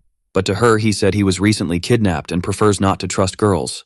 That last one is a plausible explanation, and she accepts his words. At the gym, she punches the punching bag with all her strength. Thinking about the matter, she imagines that the blame is all hers, because she had promised to protect him. She had told him that everything would be fine, but in the end, it ended up sounding like a lie. Because of that, he no longer trusts her, and there is nothing to be done. It's a situation that fills her with rage. Thinking about all this, she starts to sob from crying so much. Imagining marrying that disgusting, almost blind guy is worse than death. She soon becomes enraged again and starts to hit the punching bag harder. A woman with huge biceps and a masculinized face asks why the gym is empty. The attendant says Yu Tang reserved the whole place for herself today. Since she arrived, she took off her shirt and started hitting the punching bag, and she hasn't stopped since. A wealthy girl who paid for this, and is just a student, has wanted to fight someone for a while, and this is a good opportunity. The boy says this is a bad idea, as the little girl is quite upset with life. But the woman says she doesn't care, and even suggests giving the money back to the girl, as she's not bothered at all. Approaching her, she says the girl isn't bad, but lacks resilience. And she introduced herself as the personal trainer from that gym, Hei Yunhei. The girl told her to leave, or else she would beat her up. Full of bravado, the juice friend said that if the little girl didn't keep her promise, she would be a big coward. Outside, bystanders watch as her body flies out of the first-floor window. As if that wasn't crazy enough, the blonde jumps out the window, ready to fulfill her promise to beat that citizen up. No one knows why they are fighting, but it looks more like a one-sided beating. Her mask had come off, and the person asked the young cultivator to spare her life. Removing the mask, she wants to know why she is wearing it. She has a scar on her face, and the blonde says that doesn't make any difference. She gets teased anyway. However, there are still pending matters, and she hopes to beat her up as promised, promising that if she touched her again, things would be different, and she would end up with the fishes and a big block of cement on her feet. A police officer finally arrives as there was a report of a crime in progress. Seeing the scarred woman, he recognized her as a habitual pervert with a bounty on her head. She had abused an 80-year-old man. Thus, the blonde went from executioner to heroine in the blink of an eye. In addition to receiving apologies from the bystanders, she received the reward for capturing the fugitive. Not enough, she was also interviewed for doing something so heroic. The next day, she is once again in the cafeteria, with the same feeling as the day before. The colleague thinks Yutong asked to call the red-haired girl to tell about what she did with the fugitive, but that's not it. Every time she goes out alone, she ends up making money or meeting handsome guys, and her grandma says she needs to find a partner soon. So, she wants to know if she could use that luck to capture Lin Mo. But Lin Mo is known to be cold and calculating, and she recommended that she date Shen. The other one couldn't stop coughing as she had choked. She is confident and just wants to know everything about him, what he likes, dislikes, his daily routine, blood type, address, nothing too invasive. From what it seems, Lin Mo is the redhead's best friend, like a brother. If she wants to know more about him, it would be good to start releasing the coins, as nothing is free. This made the blonde smile at her audacity. If she says something useful, she will receive 500,000 yuan. But if she talks nonsense, the redhead doesn't even listen and says she is a woman of her word. Taking something out of her bra, she said there's no turning back now. All those notes are about his habits and interests, which she has been collecting over time. Now the blonde finds herself buried in material she needs to decipher. However, there is one thing she can confirm in advance. Every day at lunch, he doesn't eat in the cafeteria. He grabs his meal and disappears, but the blonde had already noticed that. A colleague said he plays chess on the terrace with a girl every day. As soon as she learned it was a girl, the blonde was filled with jealousy and wants to know who this bold one is. Pointing to where the food is, she said the girl is right there. Then the blonde turns to see who it is, as she has never heard of anyone playing chess at that school. It's the girl with red eyes, Han Xinyi. In light of this, the blonde ended up even more surprised, because she didn't expect that. Then, looking at her, she remembered something. She is dead. She kept saying that over and over. Because of a stupid game, she was ignoring her friend's life. Her colleague tells her to stay alert, as Han Xinyi is a strong competitor, but the blonde says they are friends. At least, they used to be that way once. Sitting on the terrace with the cloudy sky, she says he has finally arrived. He says the weather is bad and there are many empty rooms. They didn't need to stay on the terrace. But their battle started on the terrace, and it will end on the terrace. She asks if that scares him, but he says she is joking and that the weather forecast for that day was rain and snow. Then, he became worried that a certain girl would get all wet and attack him with her ample, juicy attributes. Not to mention that he was kidnapped recently and doesn't trust girls, but she throws her coat to him so she won't have to apologize if he feels cold from the rain. Lin Mo looks at the coat in his hands. While his classmate watches him, with flushed cheeks, he stays alert to something, thoughtful. Meanwhile, the girl turns her face a bit annoyed. He isn't going to wear that coat, but she insists he puts it on quickly so she won't have to apologize later when it's lost. It will just be there for her to avenge the defeat from the previous day. Next time the weather is bad, he won't go to the terrace, while she just doesn't want to be misunderstood. He says the sleeves are short, but it's not tight, so she boasts that her bust size is 36. But immediately he asks what size that is, which embarrasses her. In any case, she shouldn't be thinking about that now, as the rain is approaching. It started to rain, and the girl is still burning with embarrassment. She says his mouth is cursed and that it only rained because of him, but he only saw the news. That was enough for him, and he said he was going home. As soon as he turns his back, she told Lin Mo to stop. When he lost, he told her to wash her face and come back, and that's what she did, and now it's raining. Today they will play, no matter what happens. Trying to be spontaneous, she calls him to play because she needs to win against him today. Looking at him, she felt annoyed because of the expression on his face. Irritated, she told him to go home already since he doesn't want to play with her. The girl is under the rain, with her transparent clothes and upset with Lin Mo. After venting, she discreetly looks at him. To her surprise, Lin Mo agreed to play, but only one single game. Now it's his turn in the game. Noticing they would play, she looked at him a bit happier. Just to say that, actually, it's her turn to play. Being very powerful, she spent most of her life being feared and never had a friend or someone she could trust. She was prepared to be the queen of demons, to practice genocides and lead. She didn't need to feel affection for anyone, but she can feel that in this world. someone who accepts her spontaneous invitations, someone who wanted to do things she liked to do in her company. For the first time, she felt joy in doing something like that. He sneezes, and the little girl wants to know if her master is okay. He says yes, and wants to know how the dark door is. Everything is fine. She published all the sinan she received from him, and 8 had already been sold. This way, there will be compasses for her to find yin energy. Thus, the demonic sword won't dare to be so aggressive. She should hide everything related to cultivation at home until the wall that was destroyed is repaired. Suddenly, a woman appears there, calling him by name. She wants to know what he did with Yutong, as she received several gifts from her, and the girl says she wants to talk to him. Lin Mo says he did nothing and hopes she knocks on the door next time. But they have guests, and she wants him to come down the stairs to greet them, but that would be a hassle for him, and he needs to take a shower. This upset her because Yutong is behind him, and the boy ignores her, but a marriage between them would be excellent for his family. She goes back and asks the blonde to wait because Lin Mo is taking a shower to look nicer. The woman says that she, her husband, and son will need to leave and that the blonde could stay with Lin Mo, but she just wants to say something to him and leave right after. She calls her husband to go out and says they will only return the next day after lunch, and the blonde says that's not necessary. The poor blonde just wants to apologize, but the more she talks, the more she is misunderstood. She is so nervous that she wants to go to the bathroom to relieve herself. Thus, she started walking around the house, looking for the bathroom. Then she saw a small crack open in a door.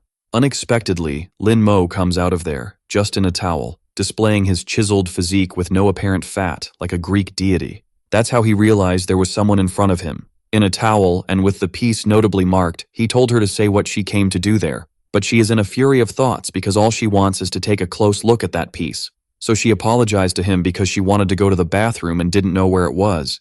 He said he saw nothing and didn't understand anything, that it wasn't his intention to see that piece marking the towel, and that if he saw something, he already forgot. But remembering the luck of the daughter of destiny, he began to think if his lustful thoughts had become reality. She is sure that something very strong and intense is going to happen now, starting with her attributes. Now she doesn't know what she's feeling in her chest. Gathering courage, she tells Lin Mo that it's still too early for them to do this. Unfortunately, she didn't finish the sentence, as she felt something strong in her chest. It was a punch thrown by Lin Mo, engaged in defending his purity from voluptuous women. He mastered the technique of protecting his innocence with mastery, and he doesn't know what she wants. But it's good that she does it for herself. Already in the room, they have a slightly healthier conversation. The blonde wants to apologize to him for being unable to protect him last time. But for him, that's Yan Hui's fault, not hers. However, the blonde had bought many gifts for him as an apology and hopes he accepts them. He says it's not necessary, but if she wants to pay for the wall repair, that wouldn't be bad at all. Since it's already late, he needs to rest, and if she's done, she could go home now. Thus, she leaves his room, carefully closing the door. Outside, she leans against the wall, frustrated with their interaction. Slowly, she begins to slide down the wall, until she's sitting on the floor. This isn't the feeling she wanted in her heart right now, and she started to remember all the moments she had with Lin Mo up to that point. This made her sadder than she expected. Inside the room, he continues doing his pure boy things that only exist in fictional narratives. Meanwhile, the blonde looks at him through the broken wall. She enters his room once more, calling him. Being perfectly direct, she asked him to be her boyfriend, and she waited a bit anxiously for the answer. She said she would only say that once. She doesn't want to take advantage of him because of the kidnapping trauma, and she knows he hasn't even recovered yet. But she ended up stuttering when she was about to continue, until she said all at once that she likes taking him out for walks and likes the smell he leaves on the helmet. These phrases seem to be effective as he sweated a little. She likes how he defends his purity when he misunderstands her. He is different from the others, and she probably means nothing to him. But she will dedicate herself, and one day she will be good enough for him. All those words exhausted her. It was like she had run a marathon. Lin Mo stood up and started to walk towards her. She doesn't know what to do anymore, nor if this will push him away from her. But she is a determined girl and doesn't say anything without thinking.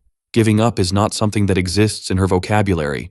Lin Mo is now against the wall, as no man can resist declarations from a beautiful woman. The boy is sweating cold. He swallows hard at the moment and prepares to speak. He says they've only known each other for 6 months, and even so, she says she already likes him. He would like to know from her if love is something so superficial.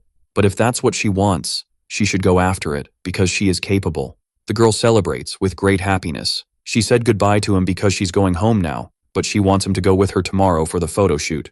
Through the window, he watches her as the blonde leaves there celebrating. The small woman asks her master if everything is okay and if something is bothering him. She wants to know why he simply didn't say no. She is the daughter of destiny, with all the luck in the world. Even though he is strong, he couldn't stop her. Even if he said no, the sky would help her get what she wants. But love is not just a matter of luck. But if luck passes through his heart, which has been alone for 10,000 years, there's also no reason to stop her. That is definitely a point to consider. People in love and simple are as stupid as the others. The next day they tell him to look at the camera. Now he is well dressed and posing for photos. In different clothes, he strikes another pose. This time he is dressed like an athlete. The blonde says these clothes don't capture his essence, and that the school uniform suits him best. It doesn't make sense to him, but the blonde insists on the school uniform. For perverse reasons, she doesn't say out loud. Now he is in more formal clothes. Finally, they reach the result of the voting. Lin Mo won, but they do not know his immediate context, so the boy would need to be tested.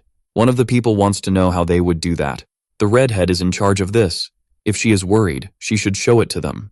Immediately she remembers the blonde and the reaction she might have. She scheduled the meeting for the next day, at the hotel, at 6:30 in the evening. But they never even said if they would go or not. But the world is at risk. They need to be extremely careful about this. After this dialogue, he hangs up the call. It was time to finally meet Lin Mo. The employee wants to know how they will handle what she requested. Because she wanted a change of scenery, he brought 20 school-aged girls. He ordered that their feet be tied and their legs broken, and then they be thrown into the sea with a stone tied to their feet. None of these trash compare to what is in Yutong's arms.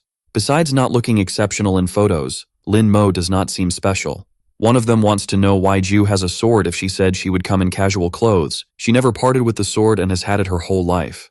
There are people from all sects there. Hongling's granddaughter is either extraordinary or just innocent. Someone warned the gray-haired girl to take it easy on the drink, as that meeting is important. She came to see Hongling. Listening to the blonde's screams all day will be unbearable. They finally arrived and she waits to see what kind of person this boy is. Immediately she was surprised by what she saw. The blonde arrived with her companion and asked if she was late. It's impossible. It's as if she could see through him. Now everyone is properly seated at the table. He went there to see if any of them have clues about the whereabouts of the venerable demon, and also because the blonde asked. But from what he sees, he cannot count on the help of those women with lustful gazes. The old woman says that staring at the boy like that will give them a bad reputation and asked Yu Tang to introduce him to them. She tells everyone that he is her boyfriend, Lin Mo, and he says they are not that. He dismissed the individual introductions, said he would eat and leave. The gray-haired one said he is really a cutie, and asked Yu Tang's puppy if he wouldn't like to stop eating to have a private chat with her. She heard he likes tea, and she would like to offer him some of the tea that only she knows how to make. That aroma is from the golden silk tea. The dishes in front of him are mediocre, and he should try that delicacy that was offered to him. The blonde immediately noticed that there was something sneaky going on. Under the girl's nail, a bit of very suspicious powder fell. It could be party powder or something else. Immediately, the blonde stands up, asking the naughty girl what she put in the tea. In her defense, the naughty one says that a girl from the Zhao family shouldn't tarnish her innocence for something she didn't do. She didn't put anything in there, and if she did, she would tear her own head off and give it as a gift. But if she didn't do anything, she would have to lend her boyfriend to her for a few days. Hearing this, the blonde was furious, filled with genuine hatred. Approaching her, pressing her attributes against hers, she asked her to repeat those words if she had the courage. She is sure that the tramp did something, but it could just be a provocation. So, she says that Lin Mo shouldn't drink what that woman offered him. The other one says that it's the boy who has to decide what he does or doesn't do. Whispering to her, she says that no one in the immortal world knows what she really is, and she is willing to tell everyone. The gray-haired one tells the girl to be careful, as it is by her mercy that she has lived for so long. The boy realized that Tian Yu is one of those naughty ones and wonders if all cultivators are like that. Once again, she asks if he would like to have some of the tea. And indeed, it seems she put something in there. Colorless and odorless, but he feels a strange energy, a type of poisonous parasite, one of the hardest to distinguish. He can't even differentiate them, which is why such a rudimentary method has persisted for so long. Everyone there saw this but did nothing. This dinner is surely a test to evaluate him. If he drinks, with his power, the poison won't take effect, which could raise suspicions. But if he rejects it, they will think he is an expert and will try to confirm that, which could make his cultivation difficult in the future, as they will always be cautious around him. This is a tough situation, and he doesn't know if he can get out of it, but a hand slaps the table and grabs the tea. The blonde drinks all the contents of the cup. This was so unexpected that Lin Mo dropped his food from the chopsticks. She drank for him and hopes they remember the kind of relationship they have. If something happens to her, they already know. "That's enough," and the old woman said she brought a treasure and wanted to show it to her. She asked if it wasn't cute, but it's just a weird rat. This is a rat that seeks yang energy, looking for people with bodies capable of cultivating, and it seems they will use it to see if Lin Mo can be her partner or not. There's just one detail about this. In his family, there isn't a single person capable of cultivating for the 18 previous generations. To her surprise, the rat starts squeaking nonstop. Without leaving the old woman's hand, it was practically going crazy. Everyone is surprised by the rat's intense reaction. The gray-haired woman tells the old woman to let the rat walk. As soon as she releases it, it quickly jumps across the table towards Lin Mo. Then it jumped towards the young man, but he repelled it with a single flick of his fingers. Since he was still eating, he asked the old woman to take care of her rat. But he said it didn't matter. It seems her friends don't like him, so he's leaving. But the blonde asks him to wait, because she wanted him to at least listen to what she has to say. The one with the veil says that the rat is always shy, even if it is a body with pure yang energy. It just observes. Shocked, the old woman says it is not just a body with pure yang energy. Crying, she says it is the supreme body, of which she has only heard in legends. The daughter of the Zhao family is too lucky, which made the old woman literally envious. What happened that night must be kept confidential. Anyone who leaks this information would be severely punished. Thinking, the gray-haired woman imagines that Yu Tong will not resist his body. They leave there on her motorcycle. The young man wants to confirm if there was really something in the tea, and the blonde says that woman wouldn't dare do anything against her. And since she didn't go after her, it means it wasn't anything serious. As she was distracted, her eyes widen at the image in front of her. An unhappy dog passes in front of her motorcycle. To avoid hitting the animal, she makes a risky maneuver, as she preferred to risk her life and her boyfriend's rather than the animal's. In light of this, she can only see Lin Mo flying through the air, but she manages to grab his arm. The two end up falling to the ground. The blonde ends up on top of him, and the young man asks if she could get off him. Worried, she wants to know if he got hurt, but he's fine, as motorcycle falls only hurt in real life. He looks intrigued at the blonde's hands, which, throwing snow in his face, suggests they have a snowball fight. The poison she took causes some effects. Childish behavior is one of them, along with facial flushing and extreme warmth in 9 out of 10 cases. A poison that removes behavioral filters, making the victim susceptible to bullying or having very lewd behavior. Thinking about this, he observes that monument of a woman who can't wait to sit on his face. Then, he agrees to play a little, as long as they don't take too long. This reminds him of the past when they asked him to play all day. Normal people can take a break, but since he is a cultivator, he shouldn't. She knows that with demons around, she wouldn't do that. In fact, she has been waiting and waiting for him all this time. She is upset. He is still not an immortal emperor, but the elders say he has the potential for it. The girl wants to know how long it will take him to reach that status, until he achieves immortality, lives in paradise, becomes emperor, and ends the demons. Anxious, she would really like to know how long it will take him. 1,000 years. 10,000 years. If that's the case, it's possible the world will end long before. Moreover, it's possible he will never marry a mortal like her. All she wants now is for him to dedicate half an hour of his day to play with her in the snow. Then, she apologized for putting him in a complicated situation. She asked him to go on and be the hero he wanted to be. Maybe in another life, they could meet again, who knows? For she will continue to bother him so that he enjoys the snow with her. The monstrous sword says that this generation of cultivators is stupid. He shouldn't have given that place to weak mortals. Since the Demon King doesn't care, he will destroy that place. The girl crawls. The air is so heavy that she can barely breathe. As soon as he gets close to her, the monster sword strikes her hard, but the Emperor had appeared to protect her. Irritated by what he had done in that place, he strikes with his sword. The monster was annoyed because even being a demon sword, they sent a rookie to deal with her. He says that his brothers will arrive soon, and the sword won't be able to escape. But the demon sword wants to know who is faster, him in dying, or his brothers in getting there. The battle continues violently amidst the burning village. A single blow had been devastating. Then he realizes that there is something worse than his wounds. The girl he had protected is now flying through the air. It's too late. The demon sword longs to take his life. But then he notices that something is happening there. His feet are being grabbed, and the monster tells the rookie that he has been deceived. All his attention was focused on that woman, and now he is unable to move. His fatal blow would kill him, but the woman places herself in his way. He is shocked as she dies in front of him. The monster raises his hand, with her body trapped in his claws. Shaking her, he throws the body aside as if it were nothing, and says that now it's the rookie's turn. However, he cannot complete his execution. The venerable demon is summoning him, and he wonders if his master knows about his unauthorized actions. Irritated, the emperor wants to know if he is a lackey of the venerable demon. Whether he is or not, it is too bold of the rookie to ask him that. He should be grateful to the venerable demon, for thanks to his call, he is now a hero of the immortals. He turns to Ying, for he is in shock and wants to know if she is okay. Barely able to speak, she says that the boy has returned.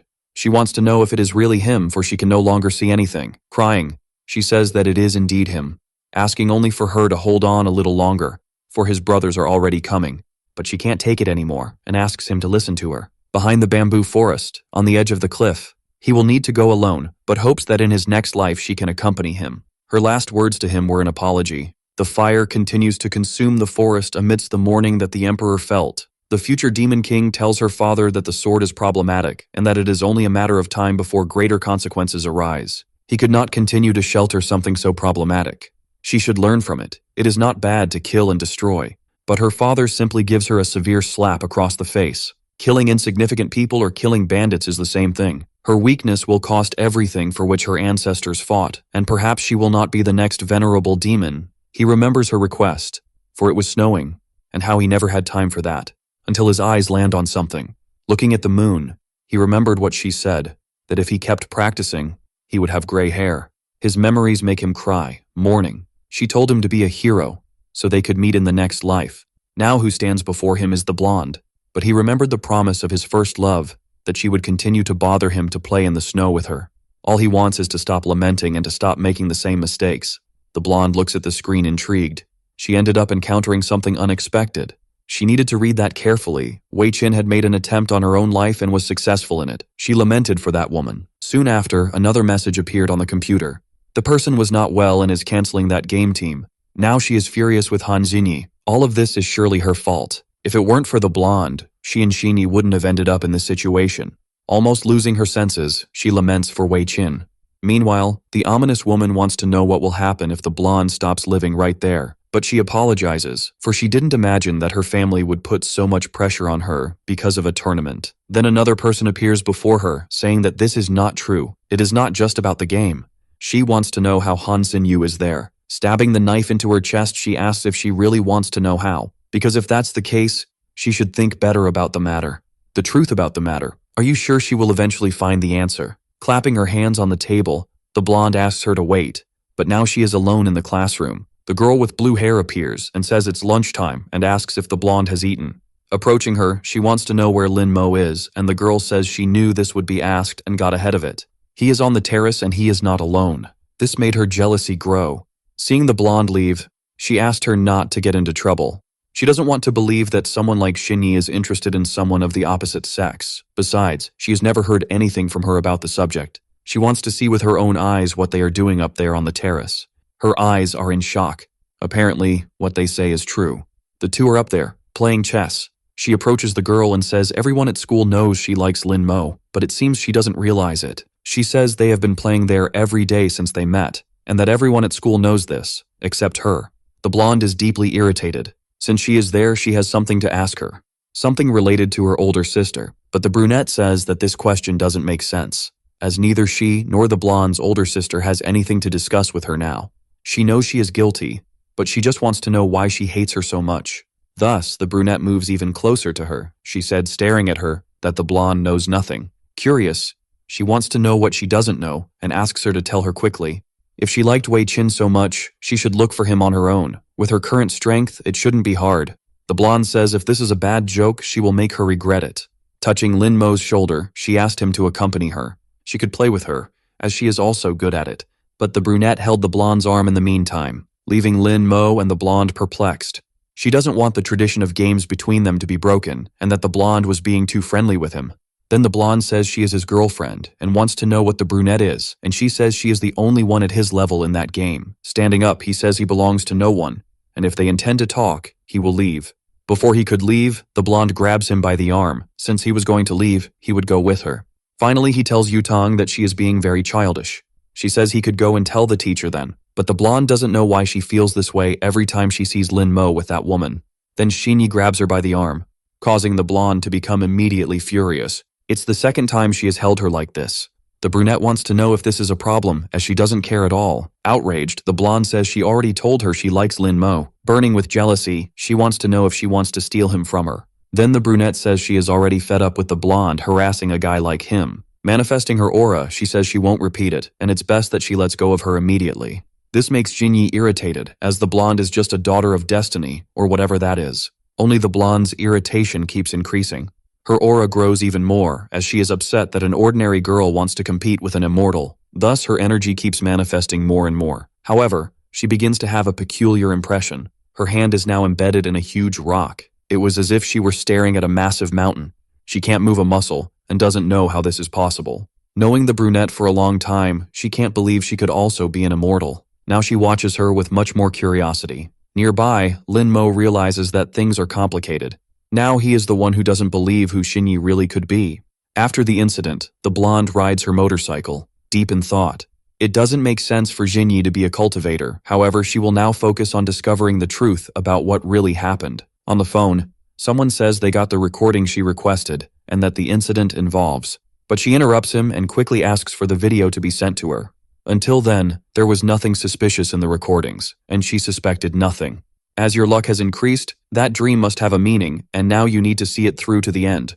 Watching the video, he noticed something. That is the building near where the accident happened.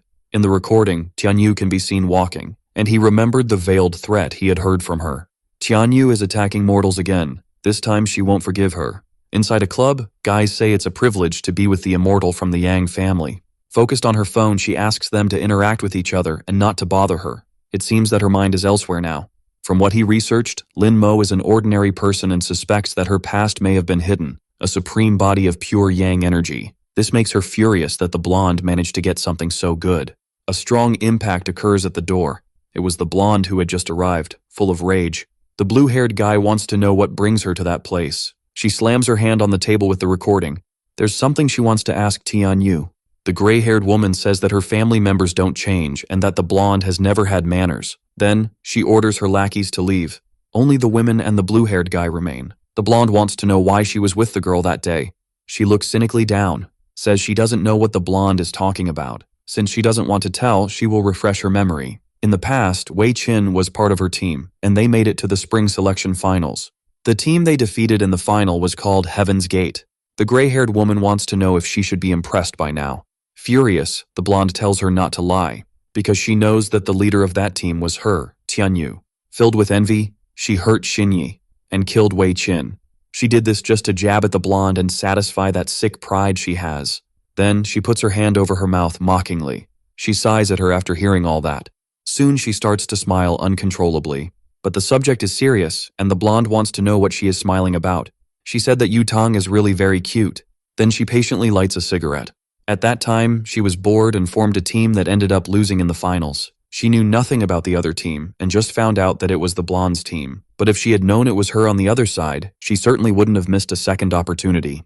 The blue-haired guy says that the gray-haired woman is from a traditional family of immortals and wouldn't waste time on such trivial matters. Since she was bored at the time, she just wanted to walk a bit. That doesn't mean anything. And she doesn't recognize that girl. Being in the same recording as her is just a coincidence. Taking the phone from her hands, the blonde questions if it was really just a coincidence. They entered the building together and left after Wei Qin jumped from there. That's not a coincidence. But the gray-haired woman says that many people passed by there. Assuming she has something to do with it is hasty. However, if she wants to fight, she can go ahead because she's not afraid of her. This time she will take it seriously and won't hesitate for a second, so it's best if she leaves before she gets angry. Furious, the blonde gives a strong kick to a nearby object. She asked the girl to repeat what she said, and the blue-haired guy had to hold her back. He said he would let her live today, as a symbol and gratitude to her father. But as soon as he finds the evidence he needs, he will destroy her and her whole family. After saying those words, he started to leave that place. The guy says that Yu Tang is very impulsive, but what she said is serious. With a cold look, the gray-haired woman wants to know if he doesn't believe her. That's not what she meant, but it has been a tumultuous year, and it's not wise to make the family that supports them the most angry. Continuing to smoke, she says he could go and doesn't need to wait for her. So he leaves, saying that they are all rude. The girl was left alone in the room with her cigarette. Making a call, she ordered them to find out who leaked the recording and that the person responsible should be killed immediately. After saying this, she slammed her phone on the table. Indeed, she is envious of the blonde, but she doesn't mind killing a few mortals now and then, but this time she will do it simply, brutally, and without scruples. She will kill the blonde once and for all. In a restaurant, he looks at the waitress. She seems to be presenting the options to him. Looking at the fried crabs on display, Lin Mo says she had ordered that. In response to what he said, the girl confirms that it is indeed that. Lin Mo wants to know why he received something different then. He said it's a special menu produced by the blonde, and the cook had never seen so many refined ingredients in her life. For Lin Mo, that is completely unnecessary. Next to him was the blonde, who, upset, said she heard what he said. She said that it's a delicacy that comes from afar, and she would like him to help identify the ingredients. Since she asked for his help, Lin Mo will submit to that. With an enthusiastic clap, she was very happy about it. The blonde told the cook to get the other dishes, as her friend won't eat there. Knowing that Lin Mo likes to eat in peace, she set aside an empty room for him to have his meals. In response, he simply said that the blonde doesn't need to do pointless things anymore. In light of this, she grabs him by the arm and he looks at her from the corner of his eye. That is not pointless for her, as it is a gesture full of meaning. As she is madly in love with him and hopes to deflower him one day, it is indeed full of meaning and countless intentions. Hearing these words, he was a bit surprised, but soon gave her a discreet smile. Since it's like that, it's all good for him. As Lin Mo walked away, the blonde noticed a pair of feet approaching. Immediately, she was surprised by what she saw. It was the brunette, who was inviting Lin Mo to play once again. Then she steps between them, asking them to start in the room she reserved for him, and if he wanted to play with someone, it could be with her. Seeing this, the brunette says that the blonde is always like this, imposing, carefree, and enjoying causing problems for others. She extended her hand and asked him to look around. There are several students there watching what happens, as gossip at lunchtime is delightful. She said she did all this for Lin Mo to be at peace, but all she managed to do now is bring even more attention to him, not to mention that her body was hurt because of the blonde. After hearing this, she shouted that it was already enough. She chased the onlookers away, saying they hadn't missed anything there and didn't need to keep watching them. After that, she sighed deeply. Finally, she said she analyzed her problem with her older sister and knows she made them suffer. She is aware that she got her into trouble and understands that she might be hated by her, but there's no way she will hand Lin Mo over to her rival. Neither does the brunette want to give up her gaming partner. While the two argue, Lin Mo announces that he is leaving.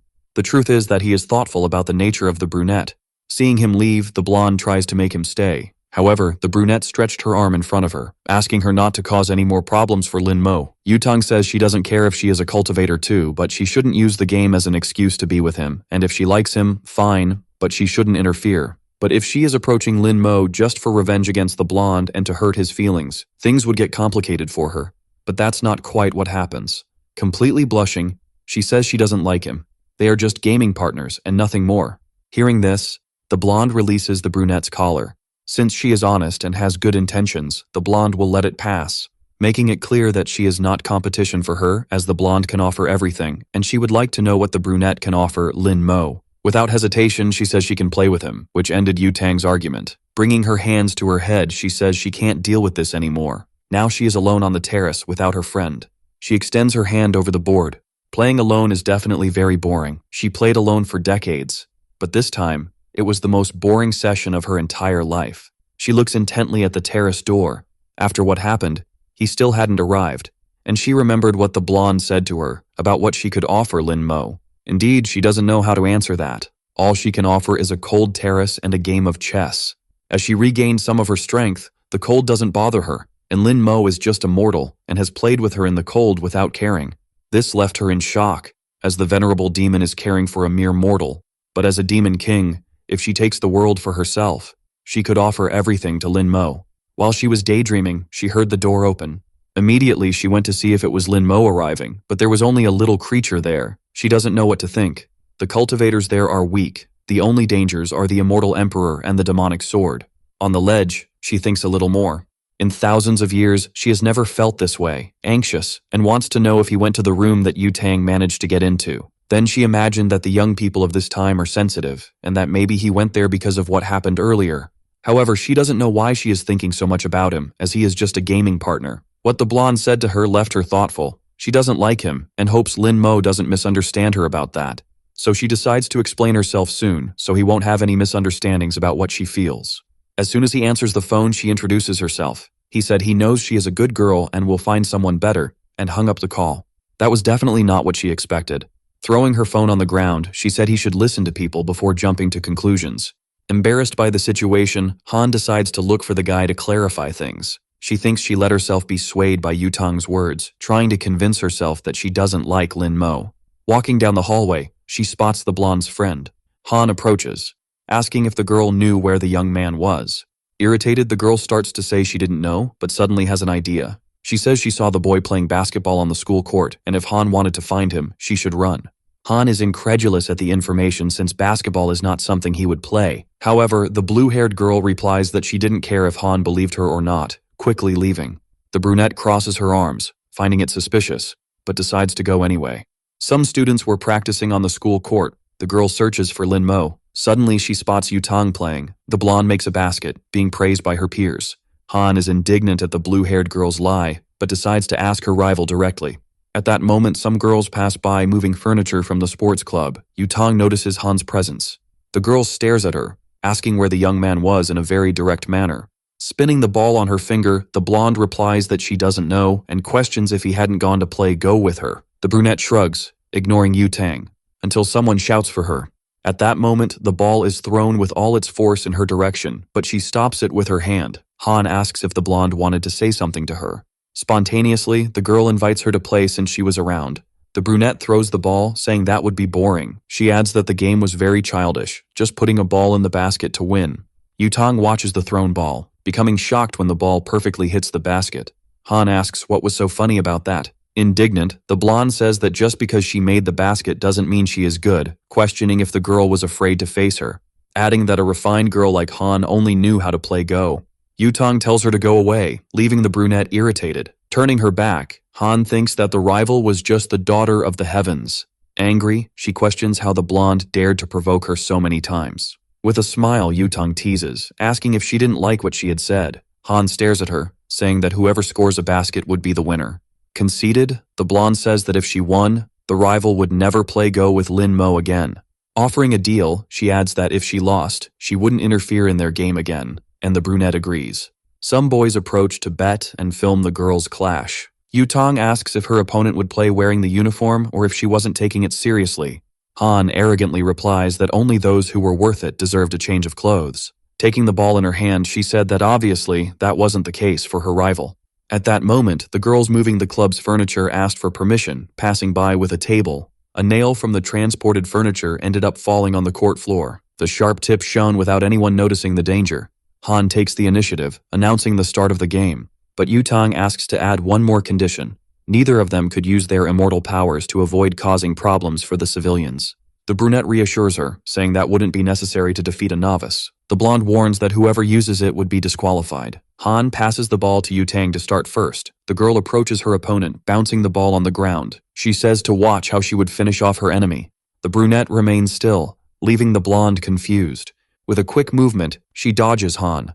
The blonde bounces the ball on the ground near her stationary rival and quickly advances toward the basket. Some students in the crowd recognize that movement as Yutong's lightning zigzag. With a smug expression, the girl thinks it would be an easy victory, but she soon realizes that the ball was no longer under her control. She turns around, wondering when her opponent had intercepted the ball. Confident, Han says there was no need to switch between defense and attack. She throws the ball forcefully toward the blonde, urging her to keep attacking. Smiling sadistically, the brunette says she would play with her until her last breath. The excited crowd cheers for Yutong.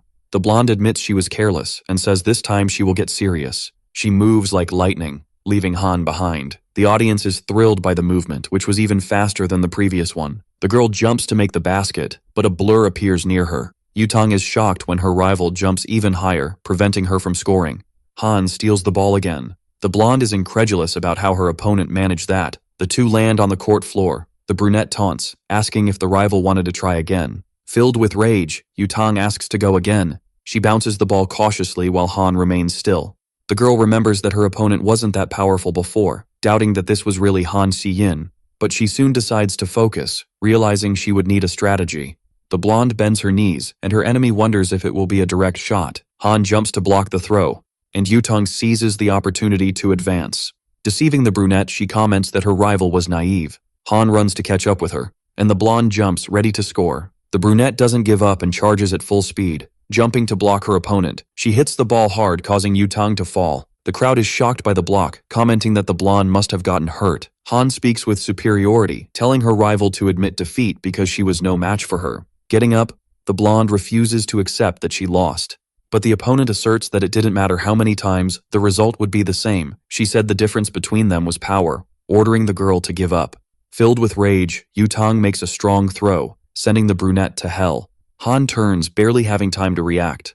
The blonde runs past her, the ball bounces around the basket, and the girl realizes Yutang's plan. She manages to reach the blonde, but the rival pushes her aside. The brunette ends up stepping on a nail that had fallen. She runs to stop the attack but finds herself at a disadvantage, reflecting that this was the difficulty of facing the daughter of destiny. Yutang jumps higher than the block. Angrily, she shouts for her rival to get out of the way, unconsciously activating her powers. She slams the ball into the basket with all her strength. Han falls backward to the ground as some shards of glass hit her. A crowd buzzes with the scene, the blonde standing in front of the destroyed basket and her fallen adversary. Yutang steps back, admitting that she lost. Some boys rush to help the brunette, saying she should go to the infirmary, but she says she's fine and it's just scratches. At that moment, the girl starts to bleed, and the boys urge her to go to the infirmary. They say if she doesn't, they will call for emergency services. Han remembers the embarrassment she felt earlier when she broke her ribs, and she agrees to go with them while everyone comments on how she was able to walk with those injuries. Some boys find Lin Mo eating alone in a room. They tell the young man what happened between the girls on the court. One of them mentions that Han was in the infirmary and that he should see her, but he refuses. The boys are outraged, saying everything happened because of Lin Mo, and he should take responsibility. The young man gives a cold look, frightening his peers. They back away, saying they did their part by telling him, and whether he goes or not is his choice. Irritated, Lin Mo reflects on whether he should go or not. Suddenly, the doctor opens the infirmary door and, seeing the young man outside, says he can come in to see the girl. Reluctantly, he enters, deciding that since he was there, he would talk to Han. He starts the conversation by saying he heard she got hurt, but soon he stares with wide eyes. The girl turns around, embarrassed, with her shirt open. Han, with a flushed face, looks at the young man. She apologizes for the misunderstanding with Yutang, but didn't like how she made him seem like a weak man. The young man gets irritated by these words. He says she was an opponent worthy of him and wouldn't want her to think like the other girls. Han asks if she was like the girls who only wanted his body. Lin Mo remains expressionless, and the girl jokes that she should have taken a picture of his face. Removing shards of glass from her thigh, she says she wasn't like the others. With a red face, he couldn't control his expression and heartbeat in the presence of a naked girl. The young man asks if she was pretending to be strong since the girl winces in pain while removing the glass. With veins bulging in her face, she replies that she certainly wasn't. The boy says she wasn't very good at bandaging since the wounds were getting worse. He offers to help since he knew a bit about medicine. Han tries to dismiss him, but the young man bends down to check the wounds. Removing the splinters, he instructs the girl not to move. The girl shivers in pain as the young man carefully pulls out the shards. Lin Mo mentions there was a lot of broken glass in her leg, and warns that he would remove them, disinfect the wounds, and bandage them so she wouldn't have scars. The afternoon passes until he finishes bandaging her leg. With the measures he took, the treatment would be temporary. The boy says he would now treat the girl's back and rear. Han gets alarmed, but he asks if something was wrong or if she wasn't in pain anymore. Embarrassed, she says she would take care of that herself. The young man says she wouldn't be able to do that and that she didn't need to worry because he would help. She insists she would do it alone, thinking it would be impossible to show her rear to a boy. Lin Mo tells her to take off her clothes, leaving her flustered. She hesitates since she was already wearing little clothing. Suddenly, she has a thought and, blushing, asks what his intentions were. The boy reassures her that he wasn't interested in her, just wanted to treat her wounds. She says it was just a small scratch and not worth all that trouble. In a serious tone, he asks her not to waste his time and to just turn around. In his view, she was just a whiny baby who didn't want to take medicine, and he scolds her for behaving like a child since she was a mature woman. Blushing, she says it wasn't for that reason, and asks him to turn around while she takes off her clothes. The young man agrees and turns his back to the girl. Han tells him not to look, and the boy reaffirms that he wasn't interested in her. She warns that she has taken everything off, and Lin Mo starts to close the curtains while she screams asking why. The young man explains that after class, many students passed by and could see her like that. He instructs her to lie face down on the stretcher and not to think about nonsense. Han obeys and says she is ready. On her back there were more glass fragments embedded. The boy puts on gloves, announcing that he would begin. Seeing the girl lying down, he wonders if there was no sense of shame in this world. Lin Mo then starts to remove the shards using tweezers. The girl is surprised that he is not only good at gaming, but also at bandaging. Not even a demon witch would be so talented and kind. The young man removes the glass splinters, placing them in a container. The next steps would be applying medicine and putting on bandages. Fortunately, she was a cultivator. Otherwise, She wouldn't get out of bed for an entire month. The day comes to an end, and the boy announces that he has finished the bandaging. But he notices that the girl has fallen asleep. In a bad mood, he takes off his blazer, covering Han with the coat. As he heads for the school exit, someone calls his attention, referring to him as Yutang's toy. The gray-haired woman says it's late and offers to take him home. The two stare at each other in the middle of the street. With empty eyes, the woman proposes a game of cat and mouse. She explains that the boy would be the mouse and should run as fast as possible. Yang would be the cat and would look for him, but when she found him, she would leave the young man in pieces. Threateningly, she says she would cut his body into pieces and send one by one to Yutang. This way, the blonde would be anxious to receive a piece of Lin Mo every day. With a relaxed expression, she wonders how long it would take to capture him. She touches the boy's shoulder, whispering in his ear to run because she would hunt him starting that night. The boy walks away, and Yang tells him not to stress too much. Watching him leave, she says she would make Yutang pay for what he had done to her. Lin Mo walks expressionlessly. He was upset that the immortal world had no way out. The young man reasons that an ordinary person like Yang Tianyu did not inspire fear, but if someone made her angry, she would not rest until she got her revenge. He looks at a men's clothing store, thinking it would be difficult to hide his identity amidst that chaos in the immortal world. The salesman welcomes him. Remembering Yang's touch on his shoulder, he decides it would be better to change clothes.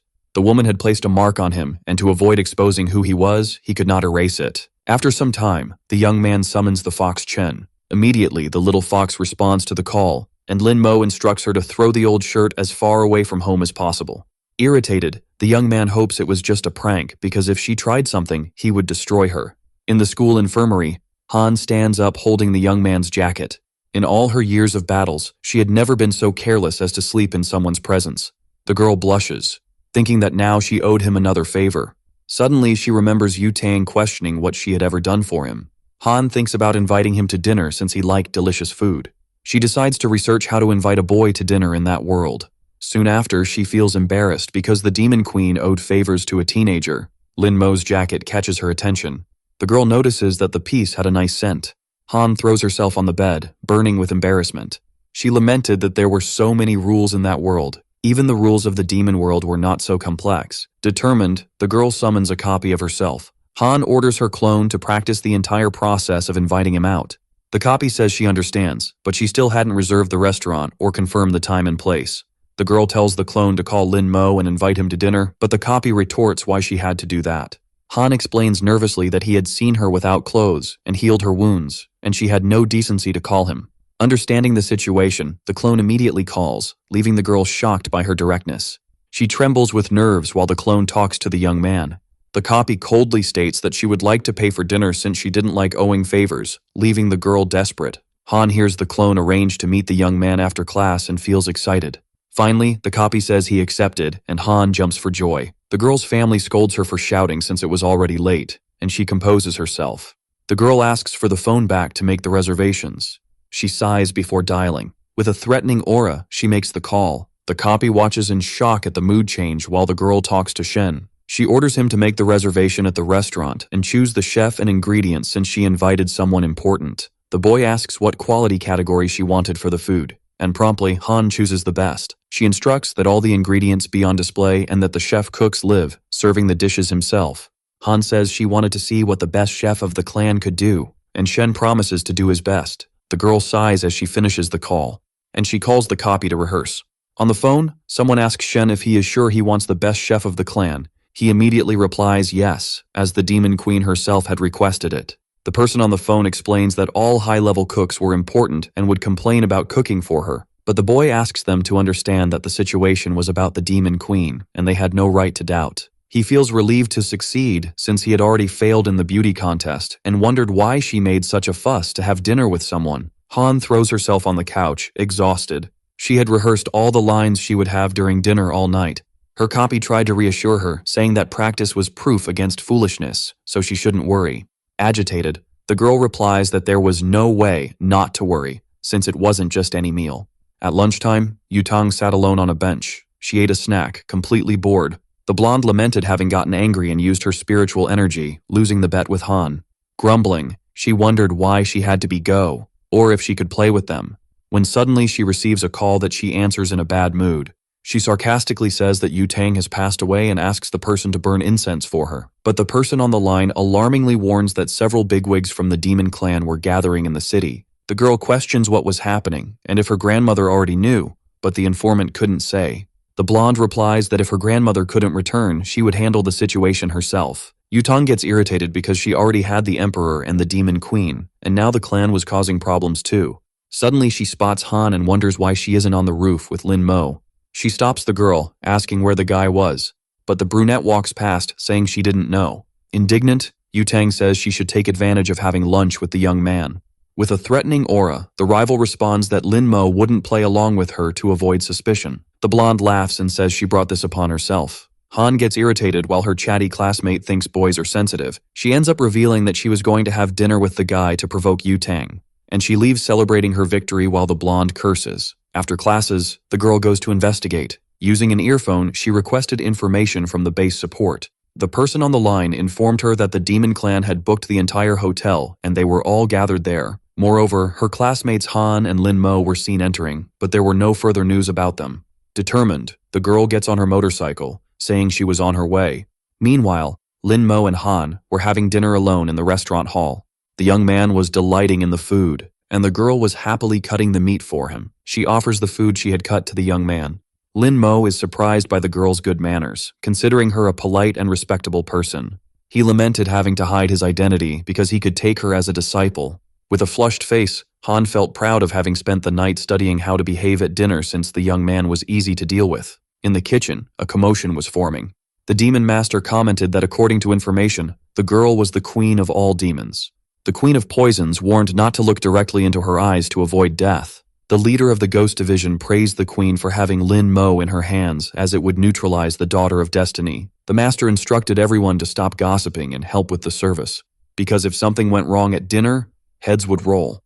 At that moment, Yang burst into the place, kicking the door. She approached the young man, saying she had found him, and calling him Little Mouse, while Han watched impassively. The girl began to lose her patience quickly. Suddenly, someone tapped the intruder on the shoulder. The master threateningly interrogated what the hell she was doing there. The woman recognized the division leader and became terrified. She started to have doubts upon seeing that the big shots of the demon clan were there. Wielding a cleaver, the man informed her that they were closed and asked her to leave. Trembling, Yang apologized and said she was mistaken. The master kicked her out of there. Through voice transmission, they instructed her not to run away and to wait until the guests finished eating. Yu Tang came running down the hallway. Seeing the girl on her knees, she asked where Lin Mo was. Traumatized, the girl replied that they were all there, and the blonde was confused by her state. The master turned to Han, apologizing for the interruption and promising that nothing would disturb them again. Soon after, Yu Tang entered the hall asking for the young man. However, her attention was captured by the chief, who asked if she had also entered the wrong room with a frightening aura. That night, a taxi was speeding through the streets. In the passenger seat, Yu Tang's major grandmother urged the driver to hurry. She thought that if the information was correct and all the high-ranking members of the demon clan were gathered, even she wouldn't be able to handle them all. However, Yu Tang and Yang had gone there of their own accord, so she had no choice but to negotiate. Looking around, she wondered if there were any guards since everything seemed normal, until something caught her attention. In a corner, her granddaughter and Yang were kneeling in silence. She asked what the two were doing there. The major scolded them, saying they looked naive and acting that way was a shame for cultivators. Hongling activated a spell, saying she had no choice but to go investigate, and the blonde was shocked to see her grandmother's adult form. Again, the chief apologized to Han for the interruptions, saying there wouldn't be any more. At the exact moment the major entered the room, the demon queen's patience completely ran out.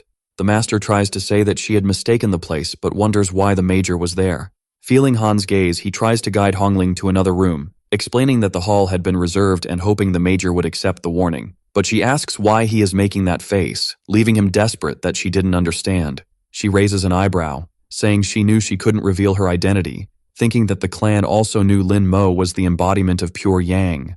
The grandmother observes the young man because her reason for coming there was to confirm something important. Lin Mo had been present at all the main events that had occurred. It was suspicious that the incidents happened around him, and the young man always managed to save himself from danger unless he was the immortal emperor. Last time, the demon queen had broken her sword in two. One part stayed with her, and the other was refined by the emperor, and now the fragment was drawn towards its master. She is surprised when the fragment flies from her hands, The Major wonders if the item just floated and disintegrated, but realizes that the fragments went to where the young man was sitting. The grandmother begins to conjecture that perhaps Lin Mo could be the emperor. The young man looks at her, signaling her to be quiet. As he does this, a black aura envelops him, and Hongling feels an enormous pressure confirming her suspicions. The Major confines Yutong in the second base of the Phoenix group to reflect on her actions. The blonde protests, asking how she could leave Lin Mo alone in that dangerous place. But the grandmother tells her to shut up. She orders Yutong to pay attention to her words, forbidding her from mentioning the young man or even getting close to him. As for Yang, the Major wouldn't confine her but said she was a disgrace to Yang Tianxi. The Major leaves, leaving the two alone. Yang arrogantly says that Lin Mo was destined to lose Yutong, and now whatever he decided to do with the young man was none of her business. The blonde retorts, asking if Yang thought she was worthy of the young man, and with a smile, the girl says it was clear she could win against someone like him, adding that was why she would destroy him. She taunts Yutang, saying she would kill him, and by the time she got out of confinement, it would already be the 7th day of his death. The blonde panics at the threat. Cursing, she scrolls through her phone contacts. The girl tries to contact someone, but the internet signal there was poor. With great difficulty, she manages to warn that Lin Mo was in danger, and asks Han to save him from Yang Tianyu because she was going to kill him. Upon hearing the blonde's words, Han becomes furious, breaking the phone with her hands. Yang finally arrived near the young man's house. In her thoughts, she hoped Lin Mo was ready to die. But suddenly, she feels that something is wrong. A murderous aura oppresses her. Yang disappears from the location instantly.